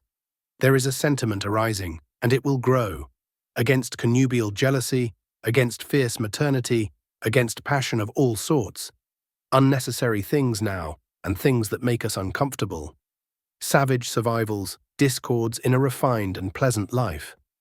I thought of the physical slightness of the people, their lack of intelligence, and those big, abundant ruins, and it strengthened my belief in a perfect conquest of nature. For after the battle comes quiet. Humanity had been strong, energetic, and intelligent, and had used all its abundant vitality to alter the conditions under which it lived. And now came the reaction of the altered conditions. Under the new conditions of perfect comfort and security, that restless energy that with us is strength would become weakness. Even in our own time, certain tendencies and desires, once necessary to survival, are a constant source of failure. Physical courage and the love of battle, for instance, are no great help, may even be hindrances to a civilized man. And in a state of physical balance and security, power, intellectual as well as physical, would be out of place. For countless years I judged there had been no danger of war or solitary violence, no danger from wild beasts, no wasting disease to require strength of constitution, no need of toil. For such a life, what we should call the weak are as well equipped as the strong, are indeed no longer weak. Better equipped indeed they are, for the strong would be fretted by an energy for which there was no outlet. No doubt the exquisite beauty of the buildings I saw was the outcome of the last surgings of the now purposeless energy of mankind, before it settled down into perfect harmony with the conditions under which it lived, the flourish of that triumph which began the last great peace. This has ever been the fate of energy in security. It takes to art and to eroticism, and then come languor and decay. Even this artistic impetus would at last die away, had almost died in the time I saw. To adorn themselves with flowers, to dance, to sing in the sunlight, so much was left of the artistic spirit, and no more. Even that would fade in the end into a contented inactivity. We are kept keen on the grindstone of pain and necessity, and it seemed to me that here was that hateful grindstone broken at last. As I stood there in the gathering dark, I thought that in this simple explanation I had mastered the problem of the world, mastered the whole secret of these delicious people. Possibly the checks they had devised for the increase of population had succeeded too well, and their numbers had rather diminished than kept stationary. That would account for the abandoned ruins. Very simple was my explanation, and plausible enough, as most wrong theories are. Chapter 7. A Sudden Shock. As I stood there musing over this too perfect triumph of man, the full moon, yellow and gibbous, came up out of an overflow of silver light in the northeast. The bright little figures ceased to move about below, a noiseless owl flitted by, and I shivered with the chill of the night. I determined to descend and find where I could sleep. I looked for the building I knew. Then my eye travelled along to the figure of the white sphinx, upon the pedestal of bronze, growing distinct as the light of the rising moon grew brighter. I could see the silver birch against it. There was the tangle of rhododendron bushes, black in the pale light, and there was the little lawn. I looked at the lawn again. A queer doubt chilled my complacency. No, said I stoutly to myself, that was not the lawn. But it was the lawn, for the white leprous face of the Sphinx was towards it. Can you imagine what I felt as this conviction came home to me? But you cannot. The time machine was gone. At once, like a lash across the face, came the possibility of losing my own age, of being left helpless in this strange new world. The bare thought of it was an actual physical sensation. I could feel it grip me at the throat and stop my breathing. In another moment, I was in a passion of fear and running with great leaping strides down the slope. Once I fell headlong and cut my face. I lost no time in stanching the blood, but jumped up and ran on, with a warm trickle down my cheek and chin. All the time I ran, I was saying to myself, they have moved it a little, pushed it under the bushes out of the way. Nevertheless, I ran with all my might. All the time, with the certainty that sometimes comes with excessive dread, I knew that such assurance was folly, knew instinctively that the machine was removed out of my reach. My breath came with pain. I suppose I covered the whole distance from the hill crest to the little lawn, 2 miles perhaps, in 10 minutes. And I am not a young man. I cursed aloud as I ran at my confident folly in leaving the machine, wasting good breath thereby. I cried aloud, and none answered. Not a creature seemed to be stirring in that moonlit world. When I reached the lawn, my worst fears were realized. Not a trace of the thing was to be seen. I felt faint and cold when I faced the empty space among the black tangle of bushes. I ran round it furiously, as if the thing might be hidden in a corner, and then stopped abruptly, with my hands clutching my hair. Above me towered the Sphinx, upon the bronze pedestal, white, shining, leprous, in the light of the rising moon. It seemed to smile in mockery of my dismay. I might have consoled myself by imagining the little people had put the mechanism in some shelter for me, had I not felt assured of their physical and intellectual inadequacy. That is what dismayed me, the sense of some hitherto unsuspected power, through whose intervention my invention had vanished. Yet, for one thing I felt assured. Unless some other age had produced its exact duplicate, the machine could not have moved in time. The attachment of the levers, I will show you the method later, prevented anyone from tampering with it in that way when they were removed. It had moved and was hid only in space. But then, where could it be? I think I must have had a kind of frenzy. I remember running violently in and out among the moonlit bushes all round the Sphinx, and startling some white animal that, in the dim light, I took for a small deer. I remember, too, late that night, beating the bushes with my clenched fist until my knuckles were gashed and bleeding from the broken twigs. Then, sobbing and raving in my anguish of mind, I went down to the great building of stone. The big hall was dark, silent, and deserted. I slipped on the uneven floor and fell over one of the malachite tables, almost breaking my shin. I lit a match and went on past the dusty curtains, of which I have told you. There I found a second great hall covered with cushions, upon which, perhaps, a score or so of the little people were sleeping. I have no doubt they found my second appearance strange enough, coming suddenly out of the quiet darkness with inarticulate noises and the splutter and flare of a match. For they had forgotten about matches. "Where is my time machine?" I began, bawling like an angry child, laying hands upon them and shaking them up together. It must have been very queer to them. Some laughed, most of them looked sorely frightened. When I saw them standing round me, it came into my head that I was doing as foolish a thing as it was possible for me to do, under the circumstances, in trying to revive the sensation of fear. For reasoning from their daylight behavior, I thought that fear must be forgotten. Abruptly, I dashed down the match and, knocking one of the people over in my course, went blundering across the big dining hall again, out under the moonlight. I heard cries of terror and their little feet running and stumbling this way and that. I do not remember all I did as the moon crept up the sky. I suppose it was the unexpected nature of my loss that maddened me. I felt hopelessly cut off from my own kind, a strange animal in an unknown world. I must have raved to and fro, screaming and crying upon God and fate. I have a memory of horrible fatigue as the long night of despair wore away, of looking in this impossible place and that, of groping among moonlit ruins and touching strange creatures in the black shadows. At last, of lying on the ground near the Sphinx and weeping with absolute wretchedness, even anger at the folly of leaving the machine, having leaked away with my strength. I had nothing left but misery. Then I slept, and when I woke again it was full day, and a couple of sparrows were hopping round me on the turf within reach of my arm. I sat up in the freshness of the morning, trying to remember how I had got there, and why I had such a profound sense of desertion and despair. Then things came clear in my mind.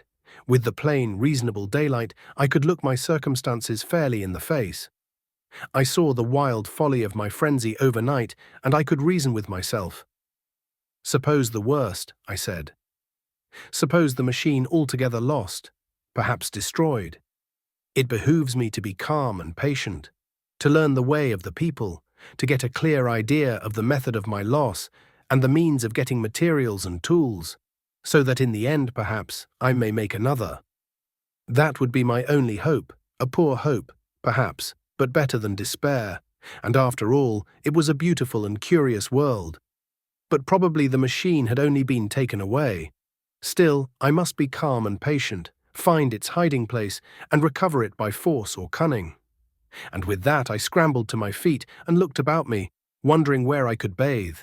I felt weary, stiff, and travel-soiled. The freshness of the morning made me desire an equal freshness.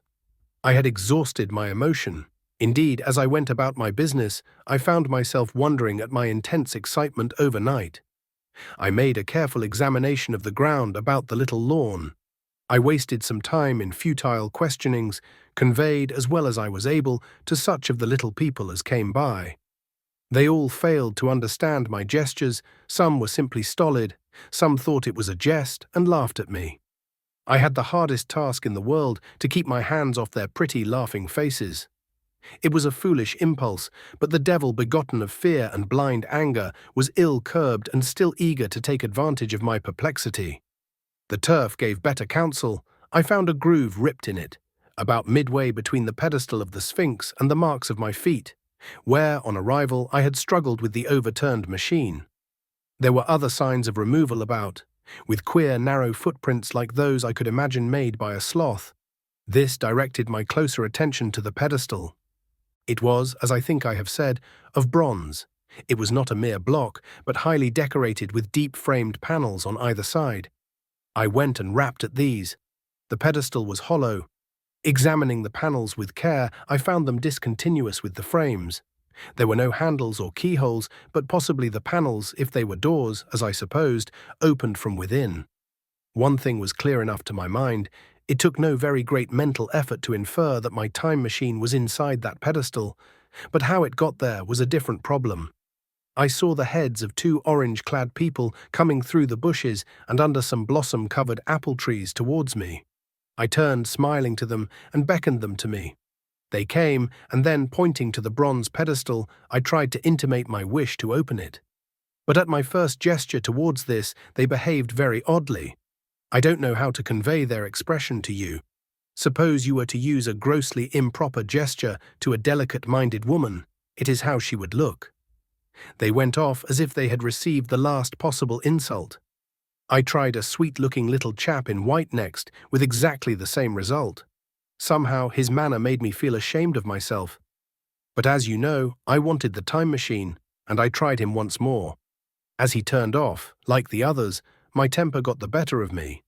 In 3 strides I was after him, had him by the loose part of his robe round the neck, and began dragging him towards the Sphinx. Then I saw the horror and repugnance of his face, and all of a sudden I let him go. But I was not beaten yet. I banged with my fist at the bronze panels. I thought I heard something stir inside. To be explicit, I thought I heard a sound like a chuckle. But I must have been mistaken. Then I got a big pebble from the river and came and hammered till I had flattened a coil in the decorations, and the verdigris came off in powdery flakes. The delicate little people must have heard me hammering in gusty outbreaks a mile away on either hand, but nothing came of it. I saw a crowd of them upon the slopes, looking furtively at me. At last, hot and tired, I sat down to watch the place. But I was too restless to watch long. I am too occidental for a long vigil. I could work at a problem for years, but to wait inactive for 24 hours, that is another matter. I got up after a time and began walking aimlessly through the bushes towards the hill again. "Patience," said I to myself. "If you want your machine again, you must leave that Sphinx alone. If they mean to take your machine away, it's little good you're wrecking their bronze panels, and if they don't, you will get it back as soon as you can ask for it. To sit among all those unknown things before a puzzle like that is hopeless. That way lies monomania. Face this world, learn its ways, watch it, be careful of too hasty guesses at its meaning. In the end you will find clues to it all." Then suddenly the humor of the situation came into my mind, the thought of the years I had spent in study and toil to get into the future age, and now my passion of anxiety to get out of it. I had made myself the most complicated and the most hopeless trap that ever a man devised. Although it was at my own expense, I could not help myself. I laughed aloud. Going through the big palace, it seemed to me that the little people avoided me. It may have been my fancy, or it may have had something to do with my hammering at the gates of bronze. Yet I felt tolerably sure of the avoidance. I was careful, however, to show no concern and to abstain from any pursuit of them. And in the course of a day or two, things got back to the old footing. I made what progress I could in the language, and in addition I pushed my explorations here and there. Either I missed some subtle point, or their language was excessively simple, almost exclusively composed of concrete substantives and verbs. There seemed to be few, if any, abstract terms, or little use of figurative language. Their sentences were usually simple and of 2 words, and I failed to convey or understand any but the simplest propositions. I determined to put the thought of my time machine and the mystery of the bronze doors under the Sphinx, as much as possible in a corner of memory, until my growing knowledge would lead me back to them in a natural way. Yet a certain feeling, you may understand, tethered me in a circle of a few miles round the point of my arrival. Chapter 8. Explanation. So far as I could see, all the world displayed the same exuberant richness as the Thames Valley. From every hill I climbed, I saw the same abundance of splendid buildings, endlessly varied in material and style, the same clustering thickets of evergreens, the same blossom-laden trees and tree ferns. Here and there water shone like silver, and beyond, the land rose into blue undulating hills, and so faded into the serenity of the sky.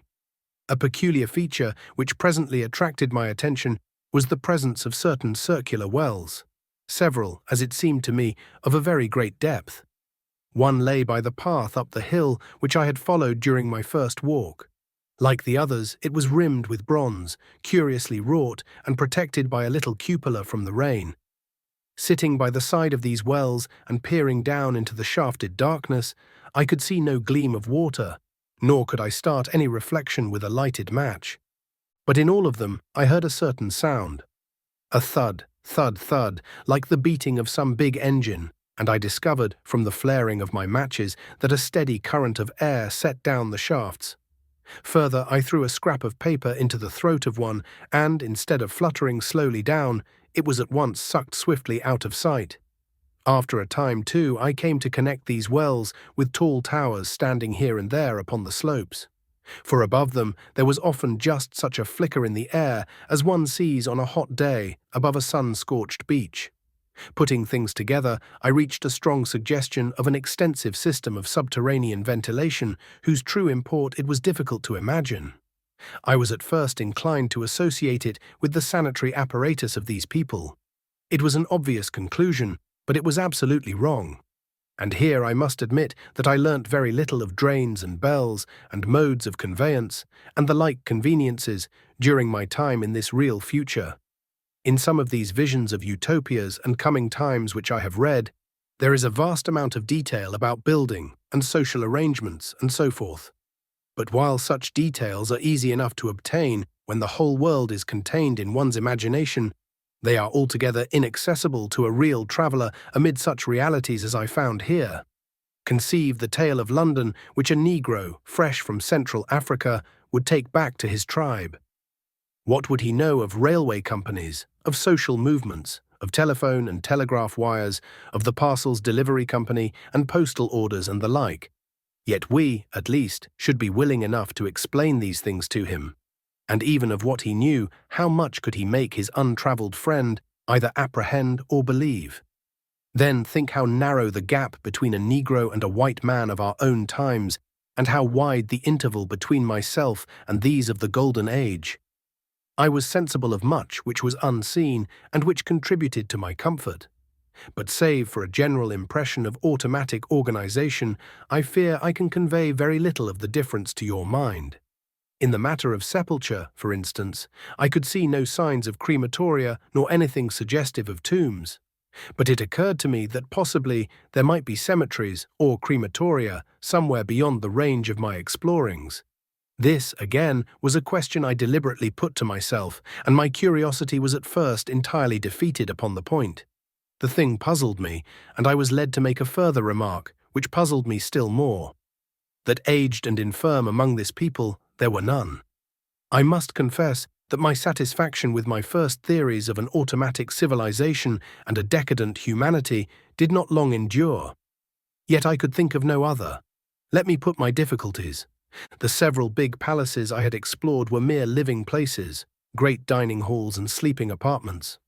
I could find no machinery, no appliances of any kind.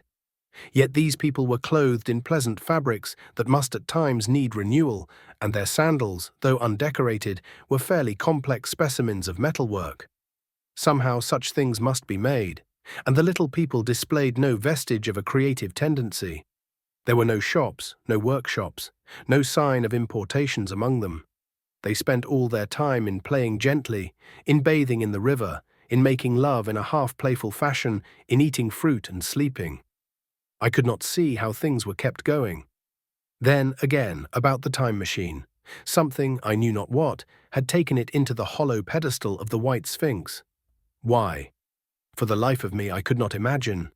Those waterless wells, too, those flickering pillars.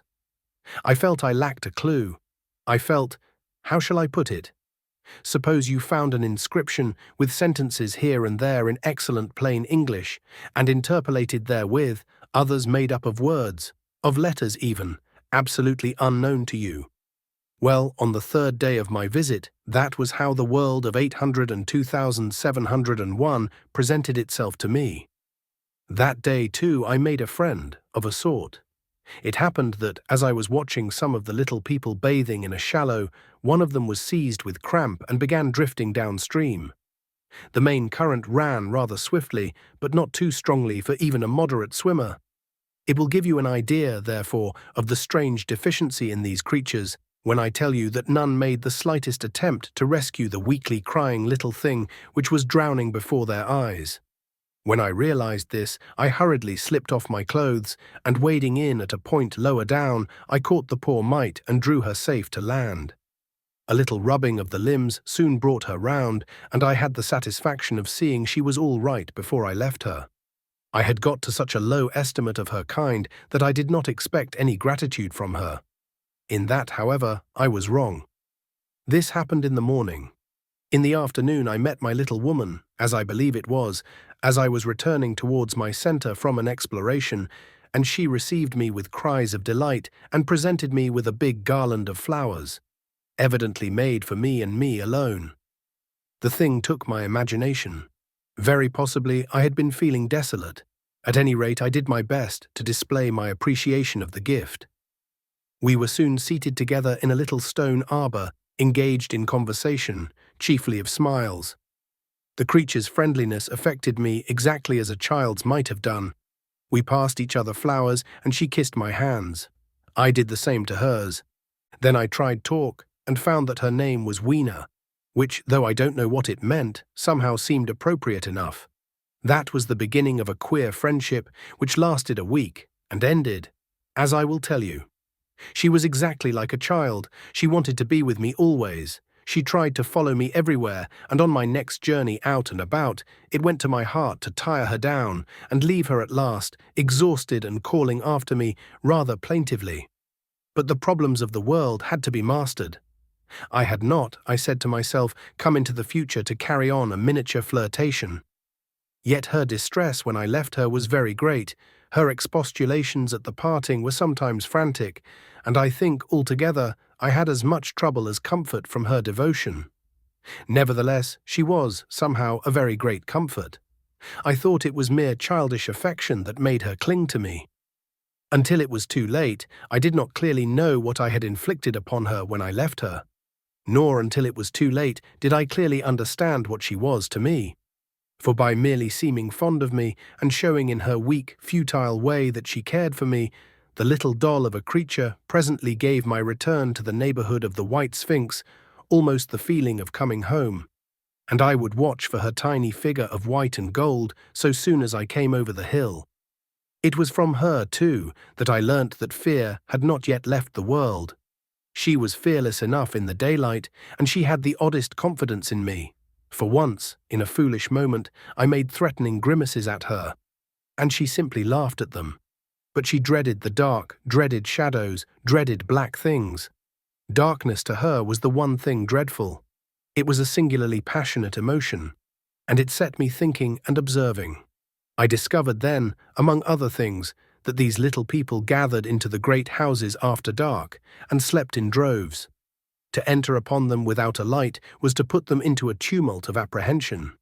I never found one out of doors or one sleeping alone within doors after dark. Yet I was still such a blockhead that I missed the lesson of that fear, and in spite of Weena's distress, I insisted upon sleeping away from these slumbering multitudes. It troubled her greatly, but in the end her odd affection for me triumphed, and for 5 of the nights of our acquaintance, including the last night of all, she slept with her head pillowed on my arm. But my story slips away from me as I speak of her. It must have been the night before her rescue that I was awakened about dawn. I had been restless, dreaming most disagreeably that I was drowned and that sea anemones were feeling over my face with their soft palps. I woke with a start and with an odd fancy that some greyish animal had just rushed out of the chamber. I tried to get to sleep again, but I felt restless and uncomfortable. It was that dim grey hour when things are just creeping out of darkness, when everything is colourless and clear-cut, and yet unreal. I got up and went down into the great hall and so out upon the flagstones in front of the palace. I thought I would make a virtue of necessity and see the sunrise. The moon was setting, and the dying moonlight and the first pallor of dawn were mingled in a ghastly half-light. The bushes were inky black, the ground a sombre grey, the sky colourless and cheerless. And up the hill I thought I could see ghosts. Several times as I scanned the slope, I saw white figures. Twice I fancied I saw a solitary white, ape-like creature running rather quickly up the hill, and once near the ruins I saw a leash of them carrying some dark body. They moved hastily. I did not see what became of them. It seemed that they vanished among the bushes. The dawn was still indistinct, you must understand. I was feeling that chill, uncertain, early morning feeling you may have known. I doubted my eyes. As the eastern sky grew brighter and the light of the day came on and its vivid colouring returned upon the world once more, I scanned the view keenly. But I saw no vestige of my white figures. They were mere creatures of the half-light. They must have been ghosts, I said. I wonder whence they dated. For a queer notion of Grant Allen's came into my head and amused me. If each generation die and leave ghosts, he argued, the world at last will get overcrowded with them. On that theory, they would have grown innumerable some 800,000 years hence, and it was no great wonder to see 4 at once. But the jest was unsatisfying, and I was thinking of these figures all the morning. until Wiener's rescue drove them out of my head. I associated them in some indefinite way with the white animal I had startled in my first passionate search for the time machine, but Wiener was a pleasant substitute. Yet all the same, they were soon destined to take far deadlier possession of my mind. I think I have said how much hotter than our own was the weather of this golden age. I cannot account for it. It may be that the sun was hotter, or the earth nearer the sun. It is usual to assume that the sun will go on cooling steadily in the future. But people, unfamiliar with such speculations as those of the younger Darwin, forget that the planets must ultimately fall back one by one into the parent body. As these catastrophes occur, the sun will blaze with renewed energy, and it may be that some inner planet had suffered this fate. Whatever the reason, the fact remains that the sun was very much hotter than we know it. Well, one very hot morning, my fourth, I think, as I was seeking shelter from the heat and glare in a colossal ruin near the great house where I slept and fed, there happened this strange thing.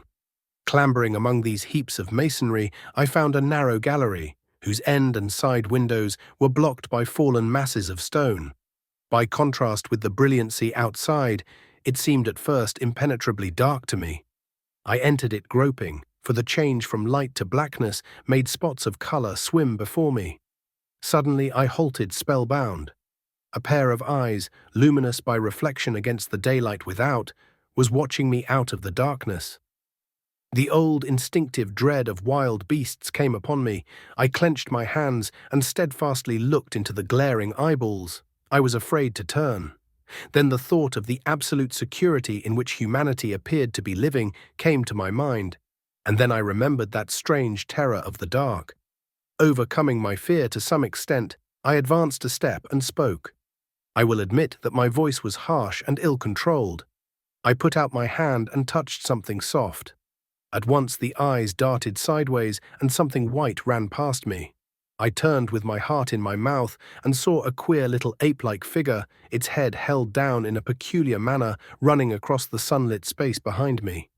It blundered against a block of granite, staggered aside, and in a moment was hidden in a black shadow beneath another pile of ruined masonry. My impression of it is, of course, imperfect, but I know it was a dull white and had strange, large, greyish-red eyes. Also that there was flaxen hair on its head and down its back. But as I say, it went too fast for me to see distinctly. I cannot even say whether it ran on all fours or only with its forearms held very low. After an instant's pause, I followed it into the second heap of ruins. I could not find it at first, but after a time in the profound obscurity, I came upon one of those round well-like openings, of which I have told you, half closed by a fallen pillar. A sudden thought came to me. Could this thing have vanished down the shaft? I lit a match, and looking down, I saw a small white moving creature, with large bright eyes which regarded me steadfastly as it retreated. It made me shudder. It was so like a human spider. It was clambering down the wall, and now I saw for the first time a number of metal foot and hand rests, forming a kind of ladder down the shaft. Then the light burned my fingers and fell out of my hand, going out as it dropped, and when I had lit another, the little monster had disappeared. I do not know how long I sat peering down that well. It was not for some time that I could succeed in persuading myself that the thing I had seen was human. But gradually the truth dawned on me, that man had not remained one species, but had differentiated into two distinct animals. That my graceful children of the upper world were not the sole descendants of our generation, but that this bleached, obscene, nocturnal thing which had flashed before me was also heir to all the ages. I thought of the flickering pillars and of my theory of an underground ventilation. I began to suspect their true import, and what, I wondered, was this lemur doing in my scheme of a perfectly balanced organization? How was it related to the indolent serenity of the beautiful overworlders? And what was hidden down there, at the foot of that shaft? I sat upon the edge of the well, telling myself that, at any rate, there was nothing to fear, and that there I must descend for the solution of my difficulties. And withal, I was absolutely afraid to go. As I hesitated, two of the beautiful upper-world people came running in their amorous sport across the daylight in the shadow. The male pursued the female, flinging flowers at her as he ran. They seemed distressed to find me, my arm against the overturned pillar, peering down the well. Apparently it was considered bad form to remark these apertures, for when I pointed to this one and tried to frame a question about it in their tongue, they were still more visibly distressed and turned away. But they were interested by my matches, and I struck some to amuse them. I tried them again about the well, and again I failed. So presently I left them, meaning to go back to Weena and see what I could get from her. But my mind was already in revolution. My guesses and impressions were slipping and sliding to a new adjustment. I had now a clue to the import of these wells, to the ventilating towers, to the mystery of the ghosts, to say nothing of a hint at the meaning of the bronze gates and the fate of the time machine. And very vaguely there came a suggestion towards the solution of the economic problem that had puzzled me. Here was the new view. Plainly, this second species of man was subterranean. There were three circumstances in particular which made me think that its rare emergence above ground was the outcome of a long-continued underground habit. In the first place, there was the bleached look common in most animals that live largely in the dark. The white fish of the Kentucky caves, for instance. Then those large eyes, with that capacity for reflecting light, are common features of nocturnal things. Witness the owl and the cat. And last of all, that evident confusion in the sunshine, that hasty yet fumbling awkward flight towards dark shadow, and that peculiar carriage of the head while in the light, all reinforced the theory of an extreme sensitiveness of the retina. Beneath my feet, then, the earth must be tunneled enormously, and these tunnelings were the habitat of the new race. The presence of ventilating shafts and wells along the hill slopes, everywhere in fact except along the river valley, showed how universal were its ramifications. What so natural, then, as to assume that it was in this artificial underworld that such work as was necessary to the comfort of the daylight race was done? The notion was so plausible that I at once accepted it, and went on to assume the how of this splitting of the human species.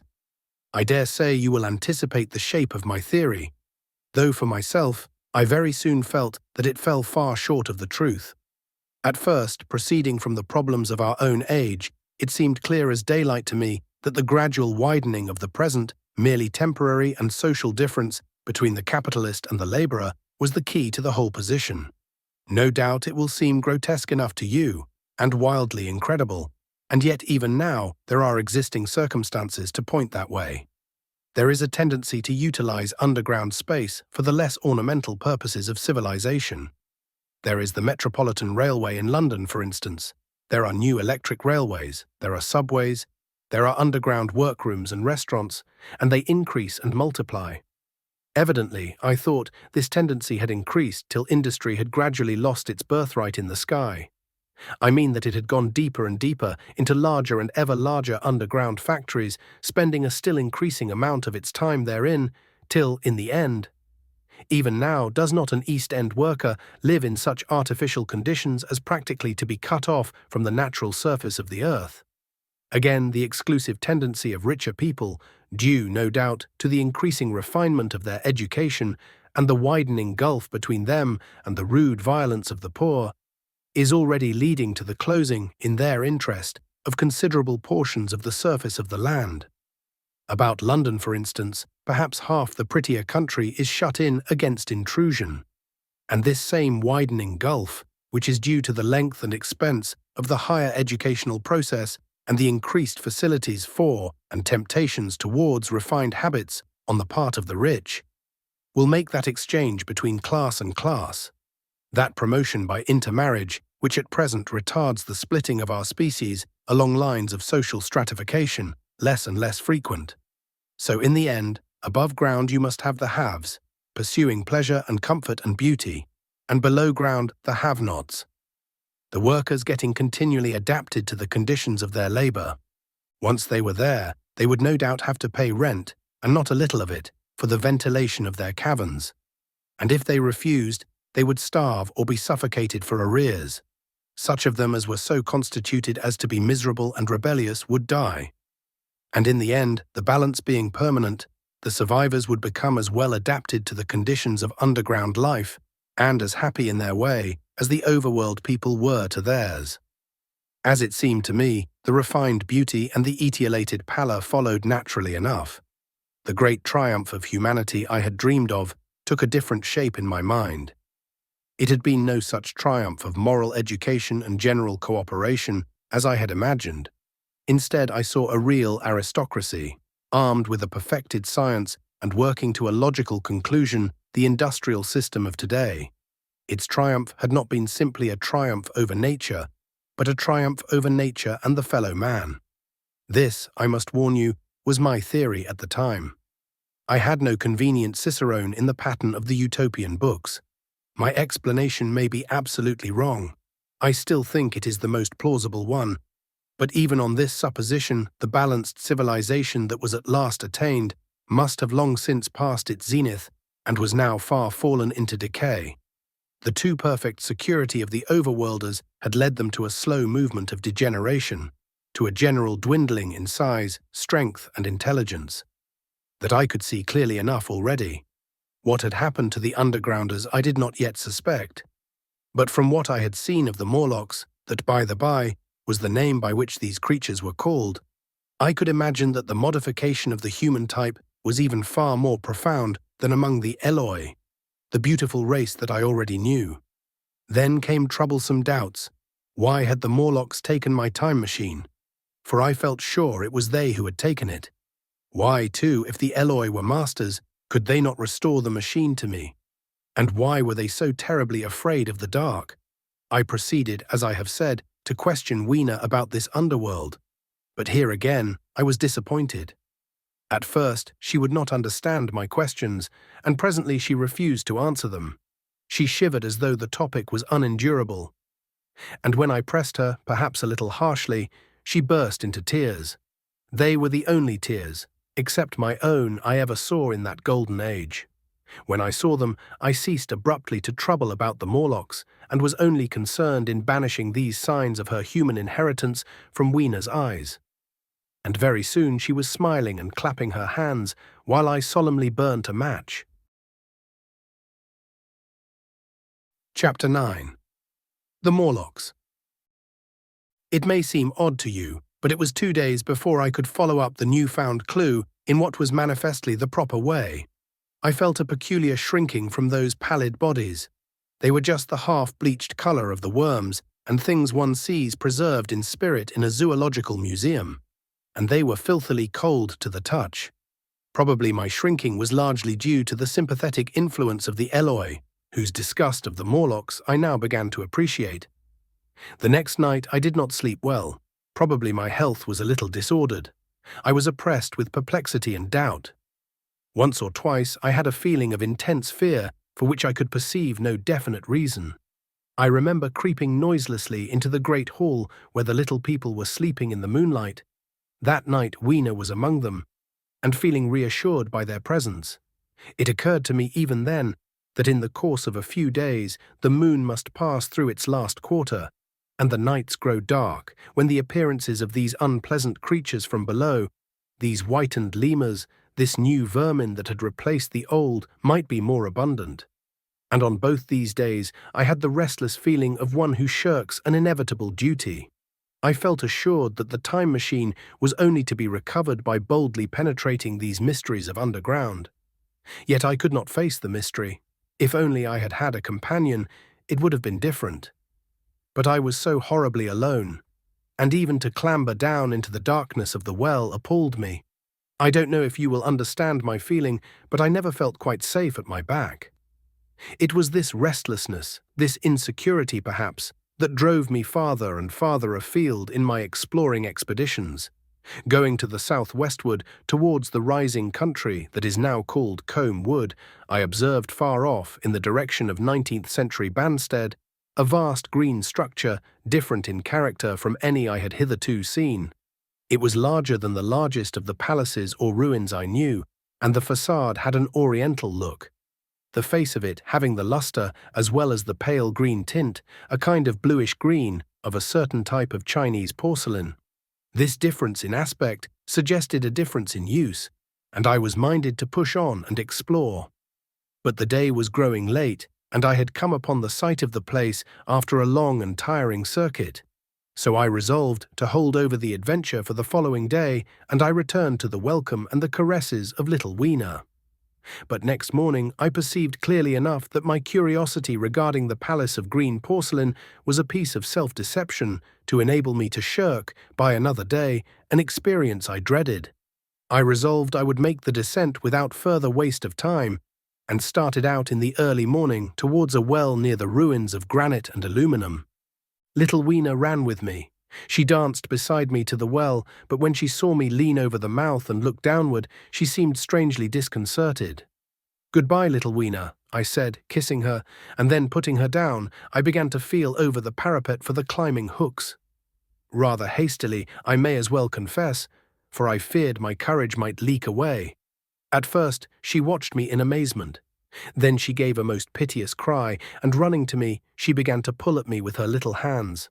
I think her opposition nerved me rather to proceed.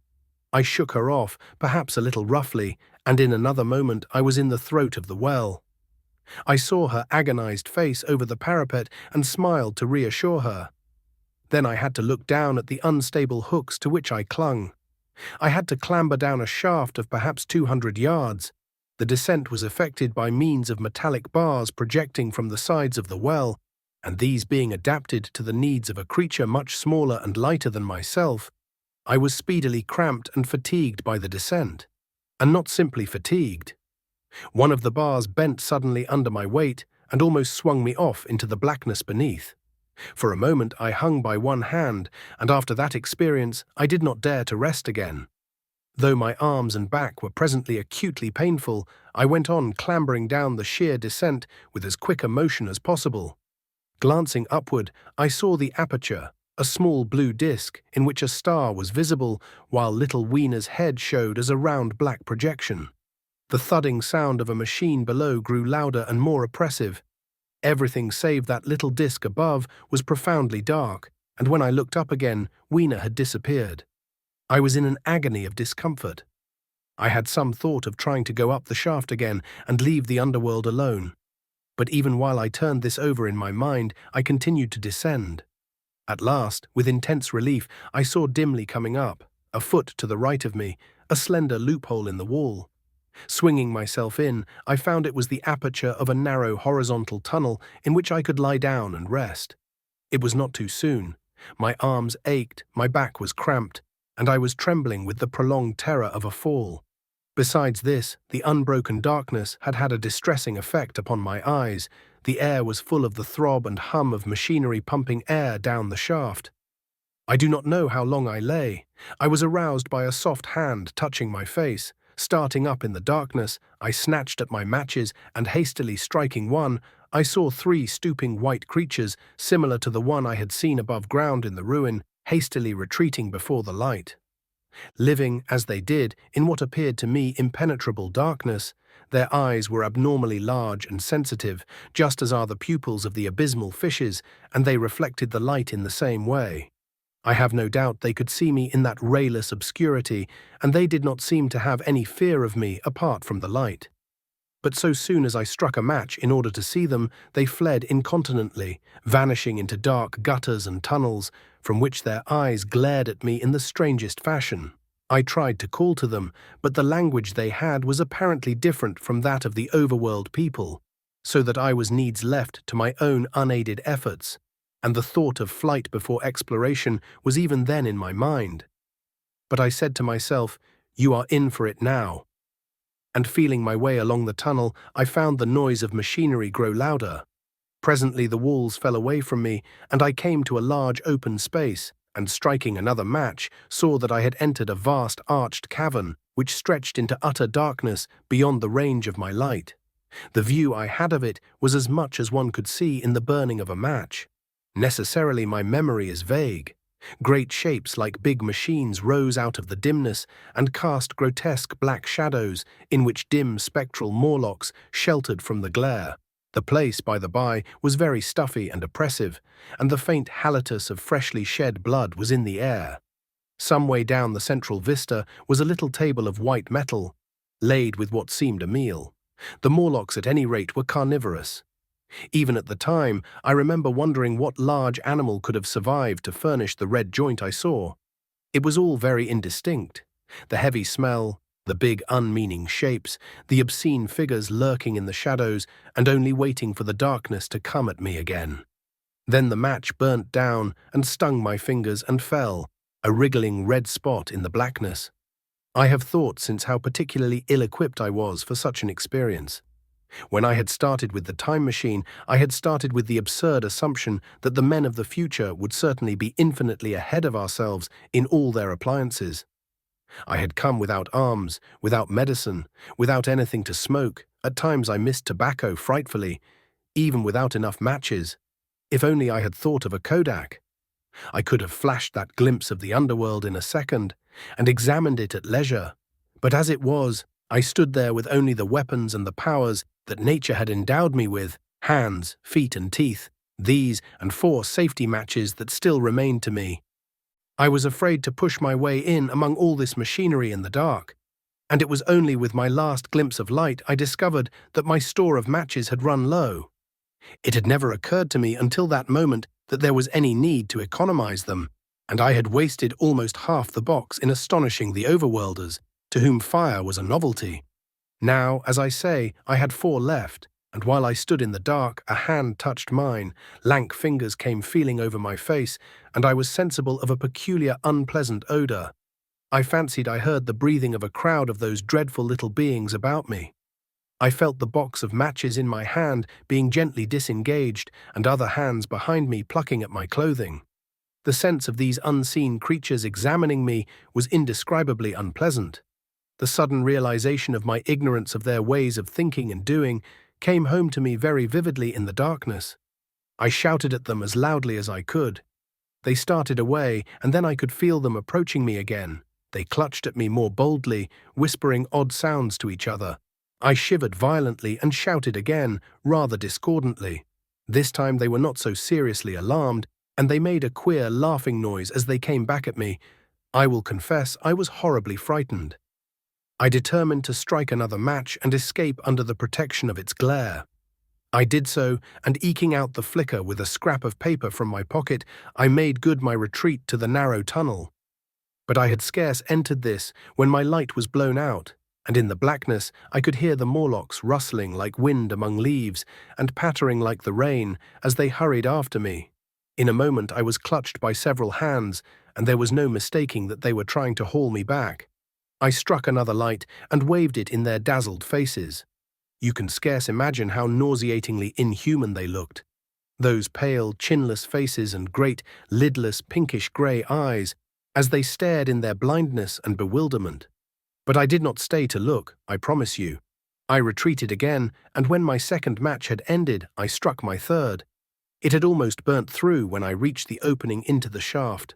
I lay down on the edge, for the throb of the great pump below made me giddy. Then I felt sideways for the projecting hooks, and as I did so, my feet were grasped from behind, and I was violently tugged backward. I lit my last match, and it incontinently went out. But I had my hand on the climbing bars now, and kicking violently, I disengaged myself from the clutches of the Morlocks, and was speedily clambering up the shaft, while they stayed peering and blinking up at me, all but one little wretch who followed me for some way, and well-nigh secured my boot as a trophy. That climb seemed interminable to me. With the last 20 or 30 feet of it, a deadly nausea came upon me. I had the greatest difficulty in keeping my hold. The last few yards was a frightful struggle against this faintness. Several times my head swam, and I felt all the sensations of falling. At last, however, I got over the well mouth somehow and staggered out of the ruin into the blinding sunlight. I fell upon my face. Even the soil smelt sweet and clean. Then I remember Weena kissing my hands and ears and the voices of others among the Eloi. Then, for a time, I was insensible. Chapter 10. When night came. Now, indeed, I seemed in a worse case than before. Hitherto, except during my night's anguish at the loss of the time machine, I had felt a sustaining hope of ultimate escape, but that hope was staggered by these new discoveries. Hitherto, I had merely thought myself impeded by the childish simplicity of the little people and by some unknown forces which I had only to understand to overcome. But there was an altogether new element in the sickening quality of the Morlocks, a something inhuman and malign. Instinctively I loathed them. Before I had felt as a man might feel who had fallen into a pit. My concern was with the pit and how to get out of it. Now I felt like a beast in a trap, whose enemy would come upon him soon. The enemy I dreaded may surprise you. It was the darkness of the new moon. Weena had put this into my head by some at first incomprehensible remarks about the dark nights. It was not now such a very difficult problem to guess what the coming dark nights might mean. The moon was on the wane. Each night there was a longer interval of darkness, and I now understood to some slight degree at least the reason of the fear of the little upper-world people for the dark. I wondered vaguely what foul villainy it might be that the Morlocks did under the new moon. I felt pretty sure now that my second hypothesis was all wrong. The upper-world people might once have been the favoured aristocracy, and the Morlocks their mechanical servants, but that had long since passed away. The two species that had resulted from the evolution of man were sliding down towards, or had already arrived at, an altogether new relationship. The Eloi, like the Carlovinian kings, had decayed to a mere beautiful futility. They still possessed the earth on sufferance, since the Morlocks, subterranean for innumerable generations, had come at last to find the daylit surface intolerable. And the Morlocks made their garments, I inferred, and maintained them in their habitual needs, perhaps through the survival of an old habit of service. They did it as a standing horse paws with his foot, or as a man enjoys killing animals in sport, because ancient and departed necessities had impressed it on the organism. But clearly the old order was already in part reversed. The nemesis of the delicate ones was creeping on apace. Ages ago, thousands of generations ago, man had thrust his brother man out of the ease and the sunshine. And now that brother was coming back, changed. Already the Eloi had begun to learn one old lesson anew. They were becoming reacquainted with fear. And suddenly there came into my head the memory of the meat I had seen in the underworld.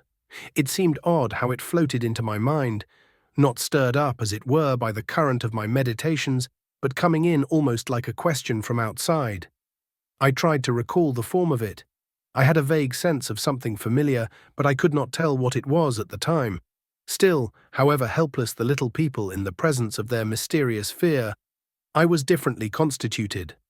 I came out of this age of ours, this ripe prime of the human race, when fear does not paralyze and mystery has lost its terrors. I at least would defend myself. Without further delay, I determined to make myself arms and a fastness where I might sleep. With that refuge as a base, I could face this strange world, with some of that confidence I had lost in realizing to what creatures night by night I lay exposed. I felt I could never sleep again until my bed was secure from them. I shuddered with horror to think how they must already have examined me. I wandered during the afternoon along the valley of the Thames, but found nothing that commended itself to my mind as inaccessible. All the buildings and trees seemed easily practicable to such dexterous climbers as the Morlocks, to judge by their wells, must be. Then the tall pinnacles of the palace of green porcelain and the polished gleam of its walls came back to my memory. And in the evening, taking Weena like a child upon my shoulder, I went up the hills towards the southwest. The distance, I had reckoned, was 7 or 8 miles, but it must have been nearer 18. I had first seen the place on a moist afternoon when distances are deceptively diminished. In addition, the heel of one of my shoes was loose, and a nail was working through the sole. They were comfortable old shoes I wore about indoors, so that I was lame. And it was already long past sunset when I came in sight of the palace, silhouetted black against the pale yellow of the sky. Weena had been hugely delighted when I began to carry her, but after a while she desired me to let her down and ran along by the side of me, occasionally darting off on either hand to pick flowers to stick in my pockets. My pockets had always puzzled Weena, but at the last she had concluded that they were an eccentric kind of vases for floral decoration. At least she utilized them for that purpose. And that reminds me, in changing my jacket I found... The time traveler paused, put his hand into his pocket, and silently placed 2 withered flowers, not unlike very large white mallows, upon the little table. Then he resumed his narrative. As the hush of evening crept over the world and we proceeded over the hill crest towards Wimbledon, Weena grew tired and wanted to return to the house of grey stone. But I pointed out the distant pinnacles of the palace of green porcelain to her and contrived to make her understand that we were seeking a refuge there from her fear. You know that great pause that comes upon things before the dusk. Even the breeze stops in the trees. To me, there is always an air of expectation about that evening stillness. The sky was clear, remote, and empty, save for a few horizontal bars far down in the sunset. Well, that night the expectation took the colour of my fears. In that darkling calm, my senses seemed preternaturally sharpened. I fancied I could even feel the hollowness of the ground beneath my feet, could indeed almost see through it the Morlocks on their ant-hill, going hither and thither and waiting for the dark. In my excitement, I fancied that they would receive my invasion of their burrows as a declaration of war. And why had they taken my time machine? So we went on in the quiet, and the twilight deepened into night. The clear blue of the distance faded, and one star after another came out. The ground grew dim and the trees black. Weena's fears and her fatigue grew upon her. I took her in my arms and talked to her and caressed her. Then, as the darkness grew deeper, she put her arms round my neck and, closing her eyes, tightly pressed her face against my shoulder. So we went down a long slope into a valley, and there in the dimness I almost walked into a little river. This I waded and went up the opposite side of the valley, past a number of sleeping houses, and by a statue, a faun or some such figure, minus the head. Here, too, were acacias. So far I had seen nothing of the Morlocks, but it was yet early in the night, and the darker hours before the old moon rose were still to come. From the brow of the next hill I saw a thick wood spreading wide and black before me. I hesitated at this. I could see no end to it, either to the right or the left. Feeling tired, my feet in particular were very sore, I carefully lowered Weena from my shoulder as I halted and sat down upon the turf. I could no longer see the palace of green porcelain, and I was in doubt of my direction. I looked into the thickness of the wood and thought of what it might hide. Under that dense tangle of branches, one would be out of sight of the stars. Even were there no other lurking danger, a danger I did not care to let my imagination loose upon, there would still be all the roots to stumble over and the tree boles to strike against. I was very tired too, after the excitements of the day, so I decided that I would not face it, but would pass the night upon the open hill. Weena, I was glad to find, was fast asleep. I carefully wrapped her in my jacket and sat down beside her to wait for the moonrise. The hillside was quiet and deserted, but from the black of the wood there came now and then a stir of living things. Above me shone the stars, for the night was very clear. I felt a certain sense of friendly comfort in their twinkling. All the old constellations had gone from the sky, however. That slow movement, which is imperceptible in 100 human lifetimes, had long since rearranged them in unfamiliar groupings. But the Milky Way, it seemed to me, was still the same tattered streamer of stardust as of yore. Southward, as I judged it, was a very bright red star that was new to me. It was even more splendid than our own green Sirius. And amid all these scintillating points of light, one bright planet shone kindly and steadily, like the face of an old friend. Looking at these stars suddenly dwarfed my own troubles and all the gravities of terrestrial life. I thought of their unfathomable distance and the slow, inevitable drift of their movements out of the unknown past into the unknown future. I thought of the great processional cycle that the pole of the earth describes. Only 40 times had that silent revolution occurred during all the years that I had traversed. And during these few revolutions, all the activity, all the traditions, the complex organizations, the nations, languages, literatures, aspirations, even the mere memory of man as I knew him, had been swept out of existence. Instead were these frail creatures who had forgotten their high ancestry, and the white things of which I went in terror. Then I thought of the great fear that was between the two species, and for the first time, with a sudden shiver, came the clear knowledge of what the meat I had seen might be. Yet it was too horrible. I looked at little Weena sleeping beside me, her face white and star-like under the stars, and forthwith dismissed the thought.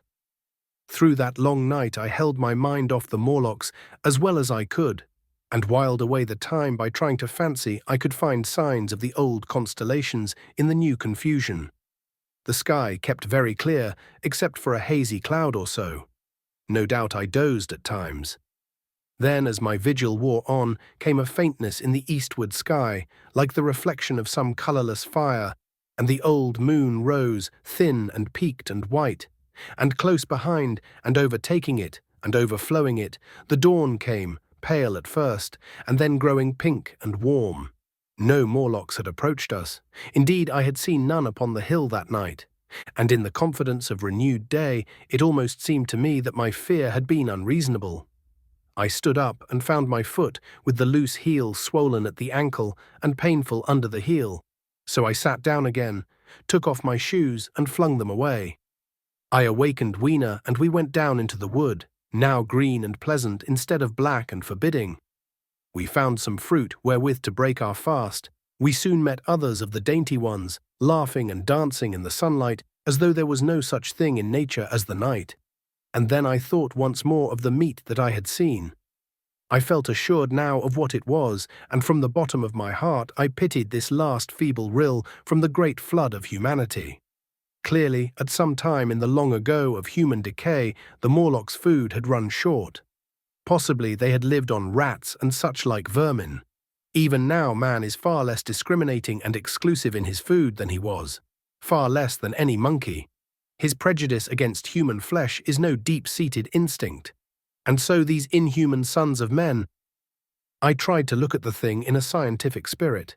After all, they were less human and more remote than our cannibal ancestors of 3,000 or 4,000 years ago, and the intelligence that would have made this state of things a torment had gone. Why should I trouble myself? These Eloi were mere fatted cattle, which the ant-like Morlocks preserved and preyed upon, probably saw to the breeding of, and there was Weena dancing at my side.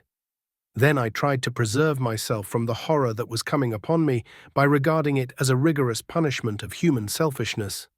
Man had been content to live in ease and delight upon the labours of his fellow man, had taken necessity as his watchword and excuse, and in the fullness of time necessity had come home to him. I even tried a Carlyle-like scorn of this wretched aristocracy in decay. But this attitude of mind was impossible. However great their intellectual degradation, the Eloi had kept too much of the human form not to claim my sympathy and to make me perforce a sharer in their degradation and their fear. I had at that time very vague ideas as to the course I should pursue. My first was to secure some safe place of refuge, and to make myself such arms of metal or stone as I could contrive. That necessity was immediate. In the next place, I hoped to procure some means of fire, so that I should have the weapon of a torch at hand, for nothing, I knew, would be more efficient against these Morlocks. Then I wanted to arrange some contrivance to break open the doors of bronze under the White Sphinx. I had in mind a battering ram. I had a persuasion that if I could enter those doors and carry a blaze of light before me, I should discover the time machine and escape. And I could not imagine the Morlocks were strong enough to move it far away. Weena I had resolved to bring with me to our own time, and turning such schemes over in my mind, I pursued our way towards the building which my fancy had chosen as our dwelling. Chapter 11. The Palace of Green Porcelain. I found the Palace of Green Porcelain, when we approached it about noon, deserted and falling into ruin. Only ragged vestiges of glass remained in its windows, and great sheets of the green facing had fallen away from the corroded metallic framework. It lay very high upon a turfy down, and looking northeastward before I entered it, I was surprised to see a large estuary, or even creek, where I judged Wandsworth and Battersea must once have been. I thought then, though I never followed up the thought, of what might have happened, or might be happening, to the living things in the sea. The material of the palace proved on examination to be indeed porcelain, and along the face of it I saw an inscription in some unknown character. I thought, rather foolishly, that Weena might help me to interpret this, but I only learnt that the bare idea of writing had never entered her head. She always seemed to me, I fancy, more human than she was, perhaps because her affection was so human. Within the big valves of the door, which were open and broken, we found, instead of the customary hall, a long gallery lit by many side windows. At the first glance, I was reminded of a museum. The tiled floor was thick with dust, and a remarkable array of miscellaneous objects was shrouded in the same grey covering. Then I perceived, standing strange and gaunt in the centre of the hall, what was clearly the lower part of a huge skeleton. I recognized by the oblique feet that it was some extinct creature after the fashion of the megatherium. The skull and the upper bones lay beside it in the thick dust, and in one place, where rainwater had dropped through a leak in the roof, the thing itself had been worn away. Further in the gallery was the huge skeleton barrel of a brontosaurus. My museum hypothesis was confirmed. Going towards the side, I found what appeared to be sloping shelves, and clearing away the thick dust, I found the old familiar glass cases of our own time. But they must have been airtight to judge from the fair preservation of some of their contents. Clearly we stood among the ruins of some latter-day South Kensington.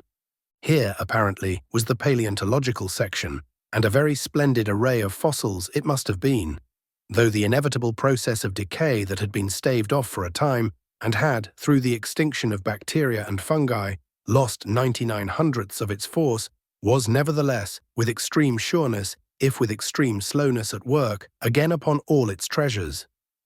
Here and there I found traces of the little people in the shape of rare fossils, broken to pieces, or threaded in strings upon reeds.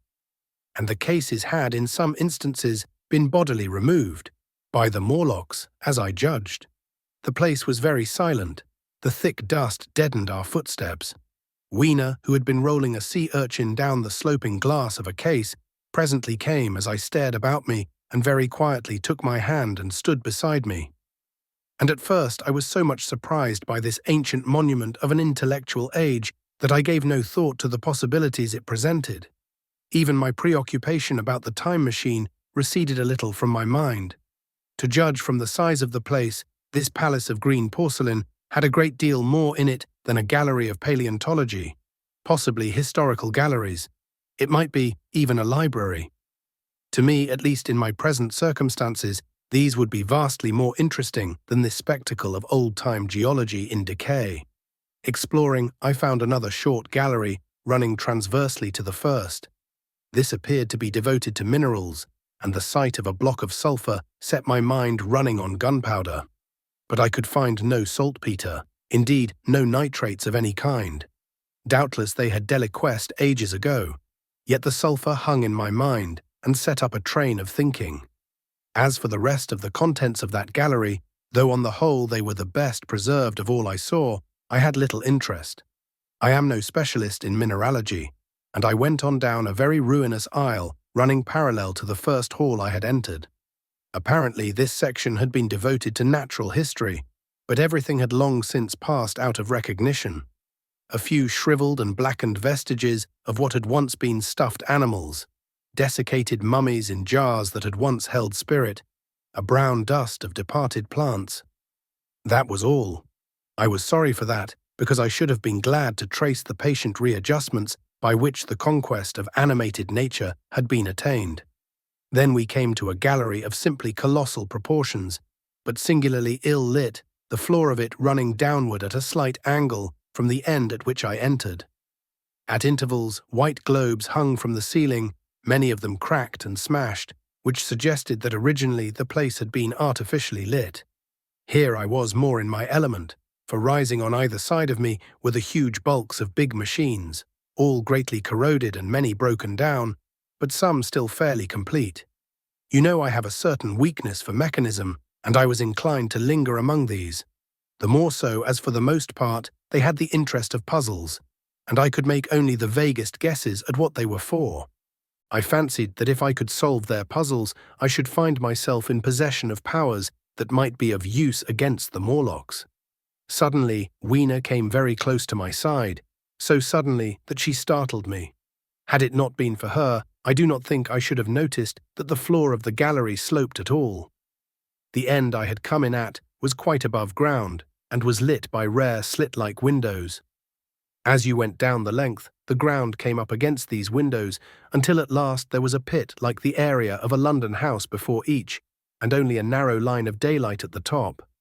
I went slowly along, puzzling about the machines, and had been too intent upon them to notice the gradual diminution of the light, until Wiener's increasing apprehensions drew my attention. Then I saw that the gallery ran down at last into a thick darkness. I hesitated, and then, as I looked round me, I saw that the dust was less abundant and its surface less even. Further away towards the dimness, it appeared to be broken by a number of small, narrow footprints. My sense of the immediate presence of the Morlocks revived at that. I felt that I was wasting my time in the academic examination of machinery.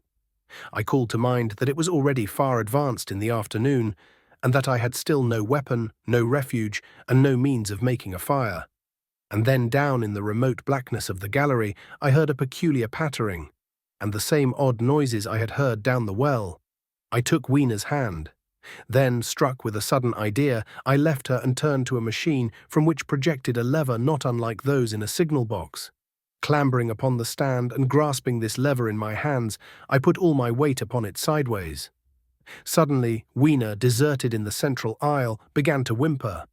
I had judged the strength of the lever pretty correctly, for it snapped after a minute's strain, and I rejoined her with a mace in my hand, more than sufficient, I judged, for any Morlock skull I might encounter. And I longed very much to kill a Morlock or so. Very inhuman, you may think, to want to go killing one's own descendants. But it was impossible somehow to feel any humanity in the things. Only my disinclination to leave Wiener and a persuasion that if I began to slake my thirst for murder, my time machine might suffer, restrained me from going straight down the gallery and killing the brutes I heard. Well, mace in one hand and Wiener in the other, I went out of that gallery and into another and still larger one, which at the first glance reminded me of a military chapel hung with tattered flags. The brown and charred rags that hung from the sides of it I presently recognized as the decaying vestiges of books. They had long since dropped to pieces, and every semblance of print had left them. But here and there were warped boards and cracked metallic clasps that told the tale well enough. Had I been a literary man, I might perhaps have moralized upon the futility of all ambition. But as it was, the thing that struck me with keenest force was the enormous waste of labor to which this somber wilderness of rotting paper testified. At the time, I will confess that I thought chiefly of the philosophical transactions and my own 17 papers upon physical optics. Then, going up a broad staircase, we came to what may once have been a gallery of technical chemistry. And here I had not a little hope of useful discoveries. Except at one end where the roof had collapsed, this gallery was well preserved. I went eagerly to every unbroken case, and at last, in one of the really airtight cases, I found a box of matches. Very eagerly I tried them. They were perfectly good. They were not even damp. I turned to Wiener. "Dance," I cried to her in her own tongue, for now I had a weapon indeed against the horrible creatures we feared. And so in that derelict museum, upon the thick, soft carpeting of dust, to Wiener's huge delight, I solemnly performed a kind of composite dance, whistling The Land of the Leal as cheerfully as I could. In part it was a modest can-can, in part a step dance, in part a skirt dance, so far as my tailcoat permitted, and in part original. For I am naturally inventive, as you know. Now I still think that for this box of matches to have escaped the wear of time for immemorial years was a most strange. As for me, it was a most fortunate thing. Yet, oddly enough, I found a far unlikelier substance, and that was camphor. I found it in a sealed jar, that by chance, I suppose, had been really hermetically sealed. I fancied at first that it was paraffin wax, and smashed the glass accordingly. But the odor of camphor was unmistakable. In the universal decay, this volatile substance had chanced to survive, perhaps through many thousands of centuries. It reminded me of a sepia painting I had once seen done from the ink of a fossil belemnite that must have perished and become fossilized millions of years ago. I was about to throw it away, but I remembered that it was inflammable and burnt with a good bright flame, was, in fact, an excellent candle, and I put it in my pocket. I found no explosives, however, nor any means of breaking down the bronze doors. As yet, my iron crowbar was the most helpful thing I had chanced upon. Nevertheless, I left that gallery greatly elated. I cannot tell you all the story of that long afternoon. It would require a great effort of memory to recall my explorations in at all the proper order. I remember a long gallery of rusting stands of arms and how I hesitated between my crowbar and a hatchet or a sword. I could not carry both, however, and my bar of iron promised best against the bronze gates. There were numbers of guns, pistols, and rifles. The most were masses of rust, but many were of some new metal, and still fairly sound. But any cartridges or powder there may once have been had rotted into dust. One corner I saw was charred and shattered, perhaps I thought by an explosion among the specimens. In another place was a vast array of idols, Polynesian, Mexican, Grecian, Phoenician, every country on earth, I should think. And here, yielding to an irresistible impulse, I wrote my name upon the nose of a steatite monster from South America that particularly took my fancy. As the evening drew on, my interest waned. I went through gallery after gallery, dusty, silent, often ruinous, the exhibits sometimes mere heaps of rust and lignite, sometimes fresher. In one place I suddenly found myself near the model of a tin mine, and then by the merest accident I discovered, in an airtight case, 2 dynamite cartridges. I shouted "Eureka!" and smashed the case with joy. Then came a doubt. I hesitated, then selecting a little side gallery, I made my essay. I never felt such a disappointment as I did in waiting 5, 10, 15 minutes for an explosion that never came. Of course, the things were dummies, as I might have guessed from their presence. I really believe that had they not been so, I should have rushed off incontinently and blown sphinx, bronze doors, and, as it proved, my chances of finding the time machine altogether into non-existence. It was after that, I think, that we came to a little open court within the palace. It was turfed and had 3 fruit trees. So we rested and refreshed ourselves. Towards sunset, I began to consider our position. Night was creeping upon us, and my inaccessible hiding place had still to be found. But that troubled me very little now. I had in my possession a thing that was, perhaps, the best of all defenses against the Morlocks. I had matches. I had the camphor in my pocket too, if a blaze were needed. It seemed to me that the best thing we could do would be to pass the night in the open, protected by a fire. In the morning, there was the getting of the time machine. Towards that, as yet, I had only my iron mace. But now, with my growing knowledge, I felt very differently towards those bronze doors. Up to this, I had refrained from forcing them, largely because of the mystery on the other side. They had never impressed me as being very strong, and I hoped to find my bar of iron not altogether inadequate for the work. Chapter 12. In the Darkness. We emerged from the palace while the sun was still in part above the horizon. I was determined to reach the White Sphinx early the next morning, and ere the dusk I purposed pushing through the woods that had stopped me on the previous journey. My plan was to go as far as possible that night, and then, building a fire, to sleep in the protection of its glare. Accordingly, as we went along, I gathered any sticks or dried grass I saw, and presently had my arms full of such litter.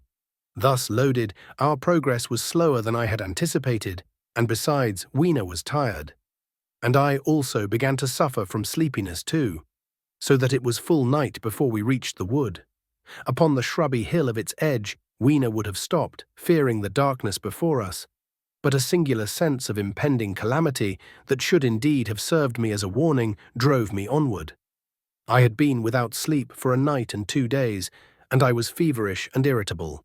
I felt sleep coming upon me, and the Morlocks with it. While we hesitated among the black bushes behind us, and dim against their blackness, I saw 3 crouching figures. There was scrub and long grass all about us, and I did not feel safe from their insidious approach.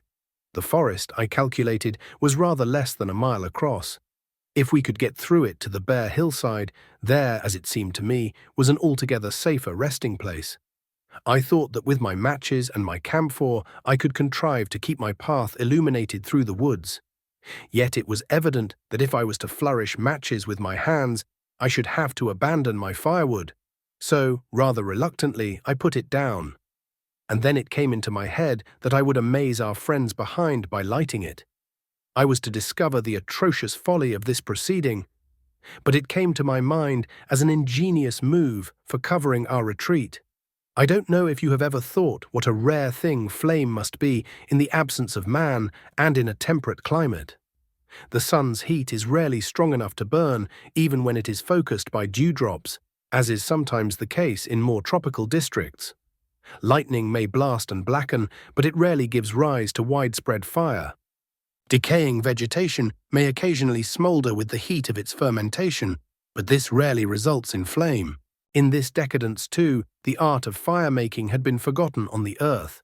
The red tongues that went licking up my heap of wood were an altogether new and strange thing to Weena. She wanted to run to it and play with it.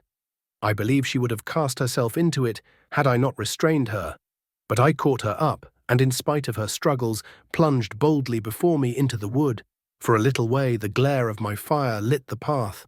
Looking back, I could see through the crowded stems that from my heap of sticks, the blaze had spread to some bushes adjacent, and a curved line of fire was creeping up the grass of the hill.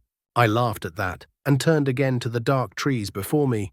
It was very black, and Weena clung to me convulsively, but there was still, as my eyes grew accustomed to the darkness, sufficient light for me to avoid the stems. Overhead it was simply black, except where a gap of remote blue sky shone down upon us here and there. I lit none of my matches because I had no hand free. Upon my left arm I carried my little one, in my right hand I had my iron bar. For some way I heard nothing but the crackling twigs under my feet, the faint rustle of the breeze above, and my own breathing and the throb of the blood vessels in my ears. Then I seemed to know of a pattering behind me. I pushed on grimly. The pattering grew more distinct, and then I caught the same queer sound and voices I had heard in the underworld. There were evidently several of the Morlocks, and they were closing in upon me.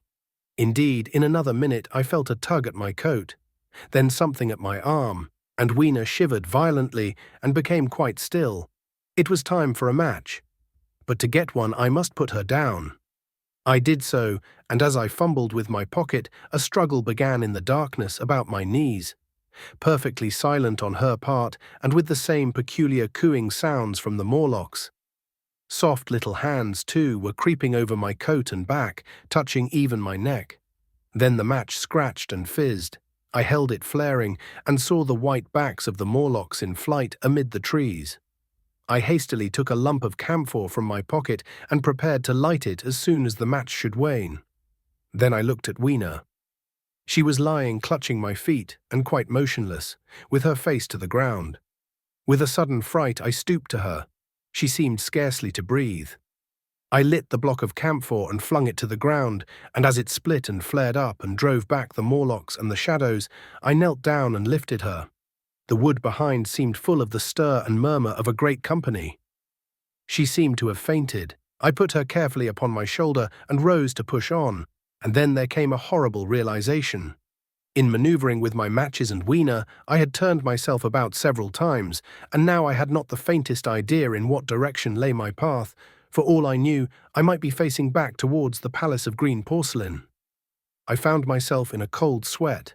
I had to think rapidly what to do. I determined to build a fire and encamp where we were. I put Weena, still motionless, down upon a turfy bowl, and very hastily, as my first lump of camphor waned, I began collecting sticks and leaves. Here and there, out of the darkness round me, the Morlock's eyes shone like carbuncles. The camphor flickered and went out. I lit a match, and as I did so, two white forms that had been approaching Weena dashed hastily away. One was so blinded by the light that he came straight for me, and I felt his bones grind under the blow of my fist. He gave a whoop of dismay, staggered a little way, and fell down. I lit another piece of camphor and went on gathering my bonfire. Presently I noticed how dry was some of the foliage above me, for since my arrival on the time machine, a matter of a week, no rain had fallen. So instead of casting about among the trees for fallen twigs, I began leaping up and dragging down branches. Very soon I had a choking smoky fire of green wood and dry sticks, and could economize my camphor. Then I turned to where Weena lay beside my iron mace. I tried what I could to revive her, but she lay like one dead. I could not even satisfy myself whether or not she breathed. Now the smoke of the fire beat over towards me, and it must have made me heavy of a sudden. Moreover, the vapor of camphor was in the air. My fire would not need replenishing for an hour or so. I felt very weary after my exertion and sat down. The wood, too, was full of a slumberous murmur that I did not understand. I seemed just to nod and open my eyes, but all was dark, and the Morlocks had their hands upon me. Flinging off their clinging fingers, I hastily felt in my pocket for the matchbox, and it had gone. Then they gripped and closed with me again. In a moment I knew what had happened. I had slept, and my fire had gone out, and the bitterness of death came over my soul. The forest seemed full of the smell of burning wood. I was caught by the neck, by the hair, by the arms, and pulled down. It was indescribably horrible in the darkness to feel all these soft creatures heaped upon me. I felt as if I was in a monstrous spider's web. I was overpowered and went down. I felt little teeth nipping at my neck. I rolled over, and as I did so, my hand came against my iron lever. It gave me strength. I struggled up, shaking the human rats from me, and, holding the bar short, I thrust where I judged their faces might be. I could feel the succulent giving of flesh and bone under my blows, and for a moment I was free. The strange exultation that so often seems to accompany hard fighting came upon me. I knew that both I and Weena were lost, but I determined to make the Morlocks pay for their meat. I stood with my back to a tree, swinging the iron bar before me. The whole wood was full of the stir and cries of them. A minute passed. Their voices seemed to rise to a higher pitch of excitement, and their movements grew faster. Yet none came within reach. I stood glaring at the blackness, then suddenly came hope. What if the Morlocks were afraid? And close on the heels of that came a strange thing. The darkness seemed to grow luminous. Very dimly I began to see the Morlocks about me, 3 battered at my feet. And then I recognized, with incredulous surprise, that the others were running in an incessant stream, as it seemed, from behind me and away through the wood in front. And their backs seemed no longer white but reddish. As I stood agape, I saw a little red spark go drifting across a gap of starlight between the branches, and vanish. And at that I understood the smell of burning wood, the slumberous murmur that was growing now into a gusty roar, the red glow, and the Morlock's flight. Stepping out from behind my tree and looking back, I saw through the black pillars of the nearer trees the flames of the burning forest. It was my first fire coming after me. With that I looked for Weena, but she was gone. The hissing and crackling behind me, the explosive thud as each fresh tree burst into flame, left little time for reflection. My iron bar still gripped, I followed in the Morlock's path. It was a close race. Once the flames crept forward so swiftly on my right as I ran that I was outflanked and had to strike off to the left. But at last I emerged upon a small open space, and as I did so, a Morlock came blundering towards me and past me, and went on straight into the fire. And now I was to see the most weird and horrible thing, I think, of all that I beheld in that future age. This whole space was as bright as day, with the reflection of the fire. In the center was a hillock or tumulus, surmounted by a scorched hawthorn. Beyond this was another arm of the burning forest, with yellow tongues already writhing from it, completely encircling the space with a fence of fire. Upon the hillside were some 30 or 40 Morlocks, dazzled by the light and heat, and blundering hither and thither against each other in their bewilderment. At first I did not realize their blindness, and struck furiously at them with my bar in a frenzy of fear as they approached me, killing one and crippling several more. But when I had watched the gestures of one of them groping under the hawthorn against the red sky, and heard their moans, I was assured of their absolute helplessness and misery in the glare, and I struck no more of them. Yet every now and then one would come straight towards me, setting loose a quivering horror that made me quick to elude him. At one time the flames died down somewhat, and I feared the foul creatures would presently be able to see me. I was thinking of beginning the fight by killing some of them before this should happen, but the fire burst out again brightly, and I stayed my hand. I walked about the hill among them and avoided them, looking for some trace of Weena, but Weena was gone. At last I sat down on the summit of the hillock and watched this strange, incredible company of blind things groping to and fro and making uncanny noises to each other as the glare of the fire beat on them. The coiling uprush of smoke streamed across the sky, and through the rare tatters of that red canopy, remote as though they belonged to another universe, shone the little stars. 2 or 3 Morlocks came blundering into me, and I drove them off with blows of my fists, trembling as I did so. For the most part of that night I was persuaded it was a nightmare. I bit myself and screamed in a passionate desire to awake. I beat the ground with my hands and got up and sat down again and wandered here and there and again sat down. Then I would fall to rubbing my eyes and calling upon God to let me awake. Thrice I saw Morlocks put their heads down in a kind of agony and rush into the flames. But at last, above the subsiding red of the fire, above the streaming masses of black smoke, and the whitening and blackening tree stumps, and the diminishing numbers of these dim creatures, came the white light of the day. I searched again for traces of Weena, but there were none. It was plain that they had left her poor little body in the forest. I cannot describe how it relieved me to think that it had escaped the awful fate to which it seemed destined. As I thought of that, I was almost moved to begin a massacre of the helpless abominations about me, but I contained myself. The hillock, as I have said, was a kind of island in the forest. From its summit I could now make out through a haze of smoke the palace of green porcelain, and from that I could get my bearings for the White Sphinx. And so, leaving the remnant of these damned souls still going hither and thither and moaning, as the day grew clearer, I tied some grass about my feet and limped on across smoking ashes and among black stems that still pulsated internally with fire towards the hiding place of the time machine. I walked slowly, for I was almost exhausted as well as lame, and I felt the most intense wretchedness for the horrible death of little Weena. It seemed an overwhelming calamity. Now, in this old familiar room, it is more like the sorrow of a dream than an actual loss. But that morning it left me absolutely lonely again, terribly alone. I began to think of this house of mine, of this fireside, of some of you, and with such thoughts came a longing that was pain. But as I walked over the smoking ashes under the bright morning sky, I made a discovery. In my trouser pocket were still some loose matches. The box must have leaked before it was lost. Chapter 13. The Trap of the White Sphinx. About 8 or 9 in the morning, I came to the same seat of yellow metal from which I had viewed the world upon the evening of my arrival. I thought of my hasty conclusions upon that evening and could not refrain from laughing bitterly at my confidence. Here was the same beautiful scene, the same abundant foliage, the same splendid palaces and magnificent ruins, the same silver river running between its fertile banks. The gay robes of the beautiful people moved hither and thither among the trees. Some were bathing in exactly the place where I had saved Weena, and that suddenly gave me a keen stab of pain. And like blots upon the landscape rose the cupolas above the ways to the underworld.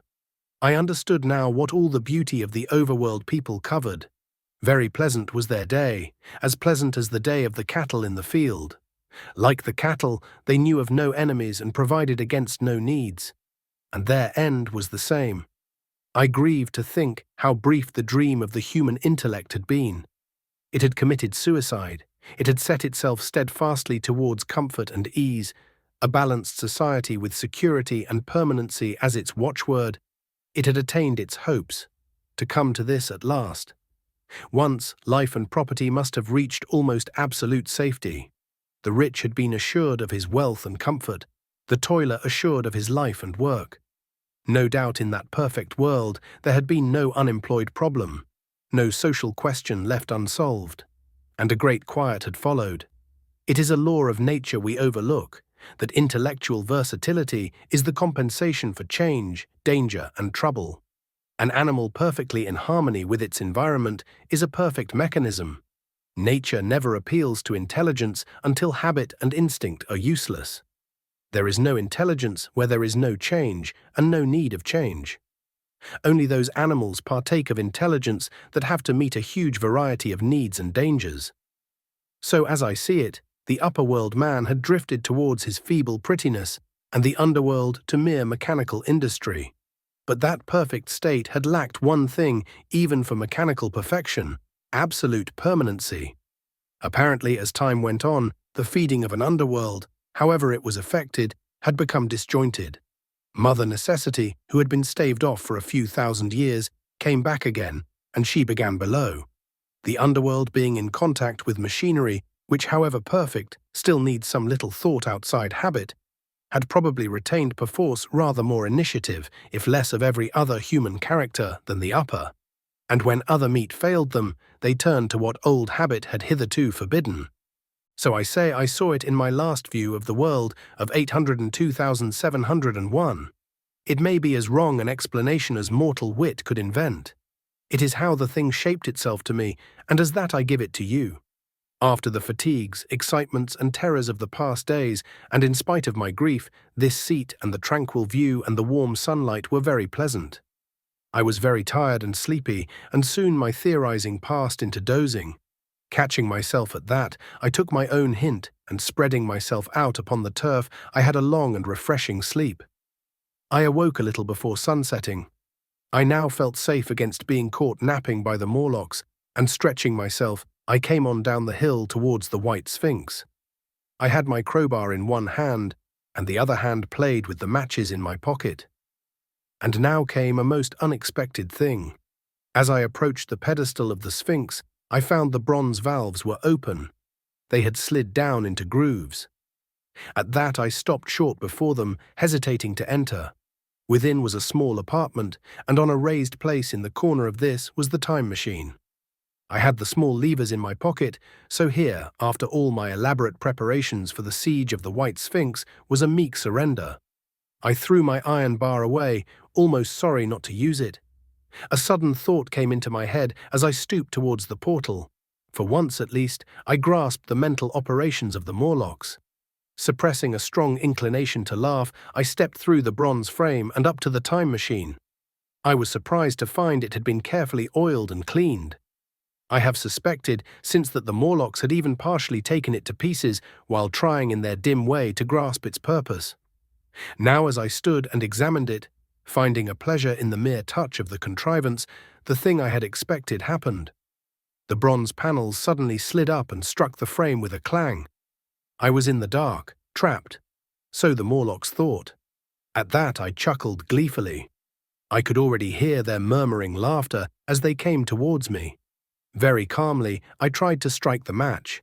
I had only to fix on the levers and depart then like a ghost. But I had overlooked one little thing. The matches were of that abominable kind that light only on the box. You may imagine how all my calm vanished. The little brutes were close upon me. One touched me. I made a sweeping blow in the dark at them with the levers and began to scramble into the saddle of the machine.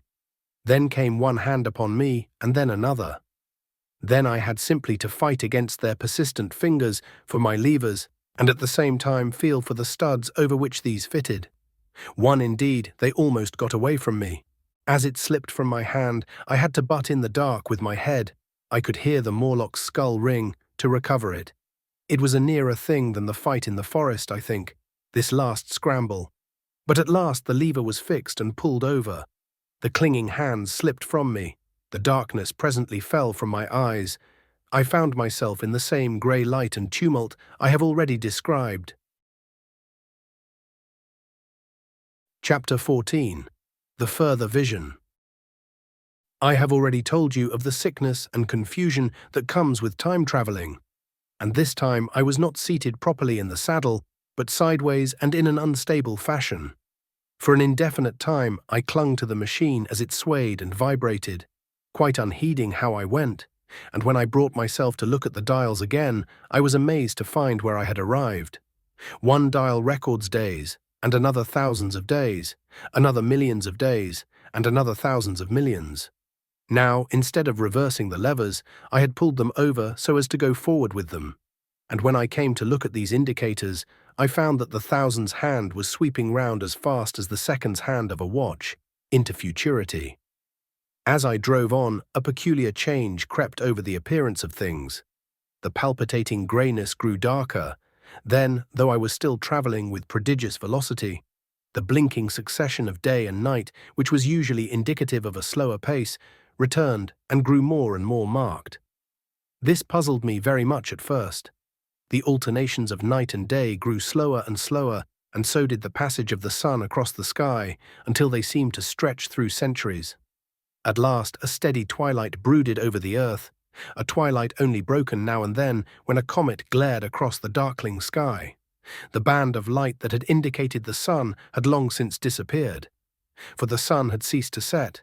It simply rose and fell in the west and grew ever broader and more red. All trace of the moon had vanished. The circling of the stars, growing slower and slower, had given place to creeping points of light. At last, some time before I stopped, the sun, red and very large, halted motionless upon the horizon, a vast dome glowing with a dull heat, and now and then suffering a momentary extinction. At one time it had for a little while glowed more brilliantly again, but it speedily reverted to its sullen red heat. I perceived by this slowing down of its rising and setting that the work of the tidal drag was done. The earth had come to rest with one face to the sun, even as in our own time the moon faces the earth. Very cautiously, for I remembered my former headlong fall, I began to reverse my motion. Slower and slower went the circling hands until the thousands one seemed motionless, and the daily one was no longer a mere mist upon its scale. Still slower until the dim outlines of a desolate beach grew visible. I stopped very gently and sat upon the time machine, looking round. The sky was no longer blue. Northeastward it was inky black, and out of the blackness shone brightly and steadily the pale white stars. Overhead it was a deep Indian red and starless, and southeastward it grew brighter to a glowing scarlet where, cut by the horizon, lay the huge hull of the sun, red and motionless. The rocks about me were of a harsh reddish color, and all the trace of life that I could see at first was the intensely green vegetation that covered every projecting point on their southeastern face. It was the same rich green that one sees on forest moss or on the lichen in caves. Plants which like these grow in a perpetual twilight. The machine was standing on a sloping beach, the sea stretched away to the southwest to rise into a sharp, bright horizon against the wan sky. There were no breakers and no waves, for not a breath of wind was stirring. Only a slight oily swell rose and fell like a gentle breathing, and showed that the eternal sea was still moving and living.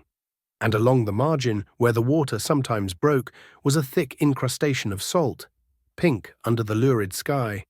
There was a sense of oppression in my head, and I noticed that I was breathing very fast. The sensation reminded me of my only experience of mountaineering, and from that I judged the air to be more rarefied than it is now. Far away up the desolate slope, I heard a harsh scream, and saw a thing like a huge white butterfly go slanting and fluttering up into the sky and circling, disappear over some low hillocks beyond. The sound of its voice was so dismal that I shivered and seated myself more firmly upon the machine. Looking round me again, I saw that quite near, what I had taken to be a reddish mass of rock was moving slowly towards me. Then I saw the thing was really a monstrous crab-like creature. Can you imagine a crab as large as yonder table, with its many legs moving slowly and uncertainly, its big claws swaying, its long antennae, like carters' whips, waving and feeling, and its stalked eyes gleaming at you on either side of its metallic front? Its back was corrugated and ornamented with ungainly bosses, and a greenish incrustation blotched it here and there. I could see the many palps of its complicated mouth flickering and feeling as it moved. As I stared at this sinister apparition crawling towards me, I felt a tickling on my cheek, as though a fly had lighted there. I tried to brush it away with my hand, but in a moment it returned, and almost immediately came another by my ear.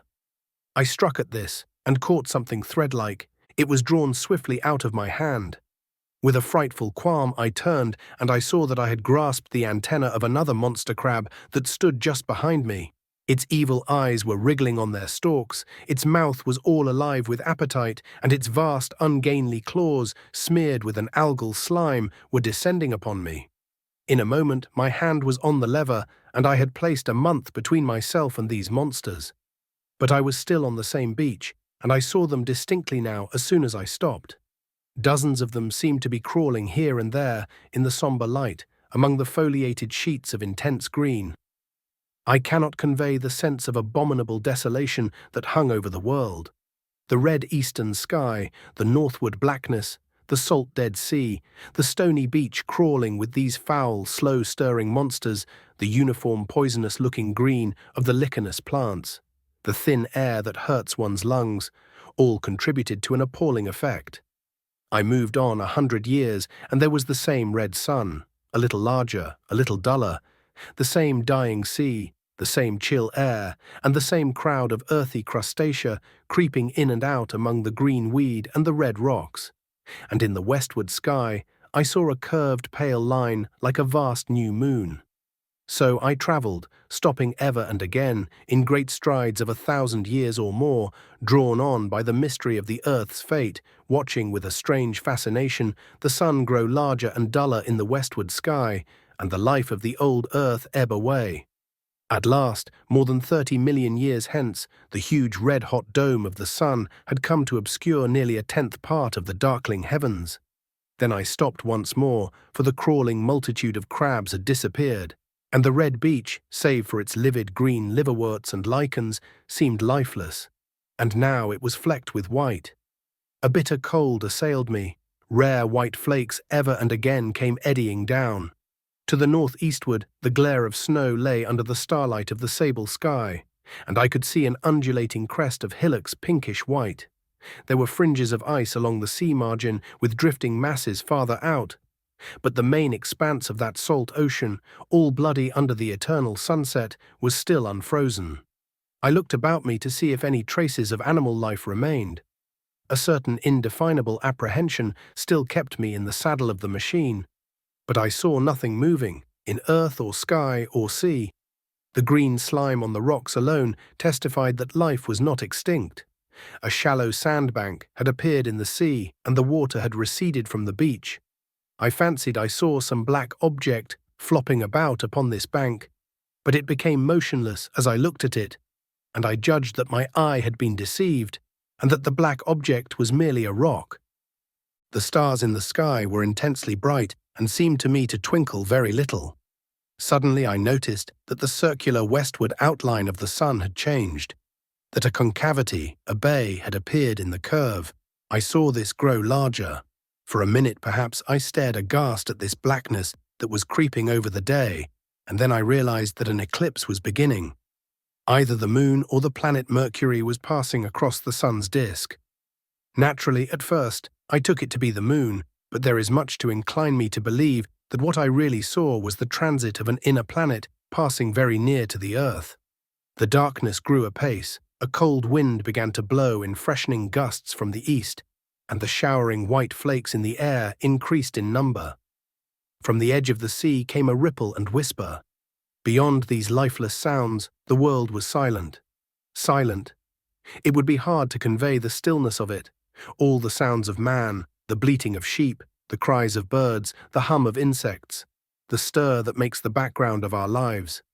All that was over. As the darkness thickened, the eddying flakes grew more abundant, dancing before my eyes, and the cold of the air more intense. At last, one by one, swiftly, one after the other, the white peaks of the distant hills vanished into blackness. The breeze rose to a moaning wind. I saw the black central shadow of the eclipse sweeping towards me. In another moment, the pale stars alone were visible. All else was rayless obscurity. The sky was absolutely black. A horror of this great darkness came on me. The cold that smote to my marrow and the pain I felt in breathing overcame me. I shivered, and a deadly nausea seized me. Then, like a red-hot bow in the sky, appeared the edge of the sun. I got off the machine to recover myself. I felt giddy and incapable of facing the return journey. As I stood sick and confused, I saw again the moving thing upon the shoal. There was no mistake now that it was a moving thing, against the red water of the sea. It was a round thing, the size of a football perhaps, or it may be bigger, and tentacles trailed down from it. It seemed black against the weltering blood-red water, and it was hopping fitfully about. Then I felt I was fainting. But a terrible dread of lying helpless in that remote and awful twilight sustained me while I clambered upon the saddle. Chapter 15. The Time Traveler's Return. So I came back. For a long time I must have been insensible upon the machine. The blinking succession of the days and nights was resumed. The sun got golden again, the sky blue. I breathed with greater freedom. The fluctuating contours of the land ebbed and flowed, the hands spun backward upon the dials. At last I saw again the dim shadows of houses, the evidences of decadent humanity. These too changed and passed, and others came. Presently, when the million dial was at 0, I slackened speed. I began to recognize our own pretty and familiar architecture. The thousands' hand ran back to the starting point, the night and day flapped slower and slower. Then the old walls of the laboratory came round me. Very gently now I slowed the mechanism down. I saw one little thing that seemed odd to me. I think I have told you that when I set out, before my velocity became very high, Mrs. Watchett had walked across the room, travelling, as it seemed to me, like a rocket. As I returned, I passed again across that minute when she traversed the laboratory, but now her every motion appeared to be the exact inversion of her previous ones. The door at the lower end opened, and she glided quietly up the laboratory, back foremost, and disappeared behind the door by which she had previously entered. Just before that, I seemed to see Hillier for a moment, but he passed like a flash. Then I stopped the machine and saw about me again the old familiar laboratory, my tools, my appliances just as I had left them. I got off the thing very shakily and sat down upon my bench. For several minutes I trembled violently, then I became calmer. Around me was my old workshop again, exactly as it had been. I might have slept there, and the whole thing have been a dream. And yet not exactly. The thing had started from the southeast corner of the laboratory. It had come to rest again in the northwest, against the wall where you saw it. That gives you the exact distance from my little lawn to the pedestal of the White Sphinx, into which the Morlocks had carried my machine. For a time my brain went stagnant.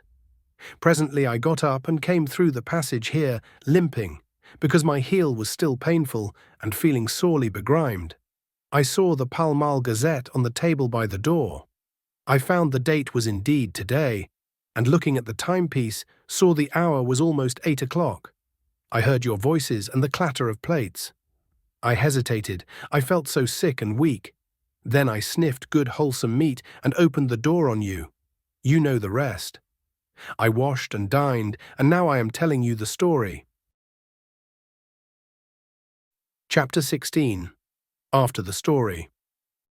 I know, he said after a pause, that all this will be absolutely incredible to you, but to me the one incredible thing is that I am here tonight in this old familiar room, looking into your friendly faces and telling you these strange adventures. He looked at the medical man. No, I cannot expect you to believe it. Take it as a lie or a prophecy. Say I dreamed it in the workshop. Consider I have been speculating upon the destinies of our race until I have hatched this fiction. Treat my assertion of its truth as a mere stroke of art to enhance its interest. And taking it as a story, what do you think of it? He took up his pipe and began, in his old accustomed manner, to tap with it nervously upon the bars of the grate. There was a momentary stillness. Then chairs began to creak and shoes to scrape upon the carpet. I took my eyes off the time traveller's face and looked round at his audience. They were in the dark, and little spots of colour swam before them. The medical man seemed absorbed in the contemplation of our host. The editor was looking hard at the end of his cigar, the sixth. The journalist fumbled for his watch. The others, as far as I remember, were motionless. The editor stood up with a sigh. "What a pity it is you're not a writer of stories," he said, putting his hand on the time traveller's shoulder. "You don't believe it?" "Well, I thought not." The time traveller turned to us. "Where are the matches?" he said. He lit one and spoke over his pipe, puffing. "To tell you the truth, I hardly believe it myself. And yet—" His eye fell with a mute inquiry upon the withered white flowers upon the little table. Then he turned over the hand holding his pipe, and I saw he was looking at some half-healed scars on his knuckles. The medical man rose, came to the lamp, and examined the flowers. "The gynoecium's odd," he said. The psychologist leant forward to see, holding out his hand for a specimen. "I'm hanged if it isn't 1:15, said the journalist. "How shall we get home?" "Plenty of cabs at the station," said the psychologist. "It's a curious thing," said the medical man, "but I certainly don't know the natural order of these flowers. May I have them?" The time traveler hesitated, then suddenly, "Certainly not." "Where did you really get them?" said the medical man. The time traveler put his hand to his head. He spoke like one who was trying to keep hold of an idea that eluded him.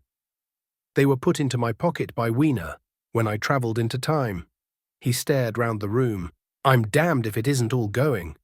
This room and you and the atmosphere of every day is too much for my memory. Did I ever make a time machine? Or a model of a time machine? Or is it all only a dream? They say life is a dream, a precious poor dream at times, but I can't stand another that won't fit. It's madness. And where did the dream come from? I must look at that machine, if there is one." He caught up the lamp swiftly and carried it, flaring red, through the door into the corridor. We followed him.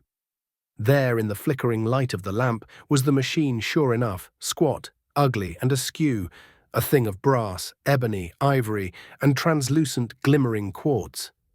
Solid to the touch, for I put out my hand and felt the rail of it, and with brown spots and smears upon the ivory, and bits of grass and moss upon the lower parts, and one rail bent awry. The time traveler put the lamp down on the bench and ran his hand along the damaged rail. "It's all right now," he said. "The story I told you was true. I'm sorry to have brought you out here in the cold." He took up the lamp, and in an absolute silence we returned to the smoking room. He came into the hall with us and helped the editor on with his coat. The medical man looked into his face and with a certain hesitation told him he was suffering from overwork, at which he laughed hugely. I remember him standing in the open doorway, bawling good night. I shared a cab with the editor. He thought the tale a gaudy lie. For my own part, I was unable to come to a conclusion. The story was so fantastic and incredible, the telling so credible and sober. I lay awake most of the night thinking about it. I determined to go next day and see the time traveler again. I was told he was in the laboratory, and being on easy terms in the house, I went up to him. The laboratory, however, was empty. I stared for a minute at the time machine and put out my hand and touched the lever. At that, the squat, substantial-looking mass swayed like a bough shaken by the wind. Its instability startled me extremely, and I had a queer reminiscence of the childish days when I used to be forbidden to meddle. I came back through the corridor. The time traveler met me in the smoking room. He was coming from the house. He had a small camera under one arm and a knapsack under the other. He laughed when he saw me and gave me an elbow to shake. "I'm frightfully busy," said he, "with that thing in there." "But is it not some hoax?" I said. "Do you really travel through time?" "Really and truly I do." And he looked frankly into my eyes. He hesitated. His eye wandered about the room. "I only want half an hour," he said. "I know why you came, and it's awfully good of you. There's some magazines here. If you'll stop to lunch, I'll prove you this time travelling up to the hilt, specimens and all. If you'll forgive my leaving you now?" I consented, hardly comprehending then the full import of his words, and he nodded and went on down the corridor. I heard the door of the laboratory slam, seated myself in a chair, and took up a daily paper. What was he going to do before lunchtime? Then suddenly I was reminded by an advertisement that I had promised to meet Richardson, the publisher, at 2. I looked at my watch and saw that I could barely save that engagement. I got up and went down the passage to tell the time traveler. As I took hold of the handle of the door, I heard an exclamation, oddly truncated at the end, and a click and a thud. A gust of air whirled round me as I opened the door, and from within came the sound of broken glass falling on the floor. The time traveler was not there. I seemed to see a ghostly, indistinct figure sitting in a whirling mass of black and brass for a moment. A figure so transparent that the bench behind with its sheets of drawings was absolutely distinct. But this phantasm vanished as I rubbed my eyes. The time machine had gone. Save for a subsiding stir of dust, the further end of the laboratory was empty. A pane of the skylight had, apparently, just been blown in. I felt an unreasonable amazement. I knew that something strange had happened, and for the moment could not distinguish what the strange thing might be. As I stood staring, the door into the garden opened and the manservant appeared. We looked at each other, then ideas began to come. "Has Mr. Warwatt gone out that way?" said I. "No, sir, no one has come out this way. I was expecting to find him here." At that I understood. At the risk of disappointing Richardson, I stayed on, waiting for the time traveler, waiting for the second, perhaps still stranger story, and the specimens and photographs he would bring with him. But I am beginning now to fear that I must wait a lifetime. The time traveler vanished 3 years ago, and, as everybody knows now, he has never returned. Epilogue. One cannot choose but wonder, will he ever return? It may be that he swept back into the past and fell among the blood-drinking, hairy savages of the age of unpolished stone, into the abysses of the Cretaceous Sea, or among the grotesque saurians, the huge reptilian brutes of the Jurassic times. He may even now, if I may use the phrase, be wandering on some plesiosaurus-haunted Ulitic coral reef, or beside the lonely saline seas of the Triassic Age. Or did he go forward into one of the nearer ages in which men are still men, but with the riddles of our own time answered and its wearisome problems solved? Into the manhood of the race, for I, for my own part, cannot think that these latter days of weak experiment, fragmentary theory, and mutual discord are indeed man's culminating time. I say, for my own part. He, I know, for the question had been discussed among us long before the time machine was made, thought but cheerlessly of the advancement of mankind, and saw in the growing pile of civilization only a foolish heaping that must inevitably fall back upon and destroy its makers in the end. If that is so, it remains for us to live as though it were not so. But to me the future is still black and blank, is a vast ignorance, lit at a few casual places by the memory of his story. And I have by me, for my comfort, 2 strange white flowers, shriveled now and brown and flat and brittle, to witness that even when mind and strength had gone, gratitude and a mutual tenderness still lived on in the heart of man. We hope you enjoyed this audio recording of The Time Machine by H.G. Wells, read by Greyson Mills. This recording is copyright 2024, Jumpmaster Press, all rights reserved.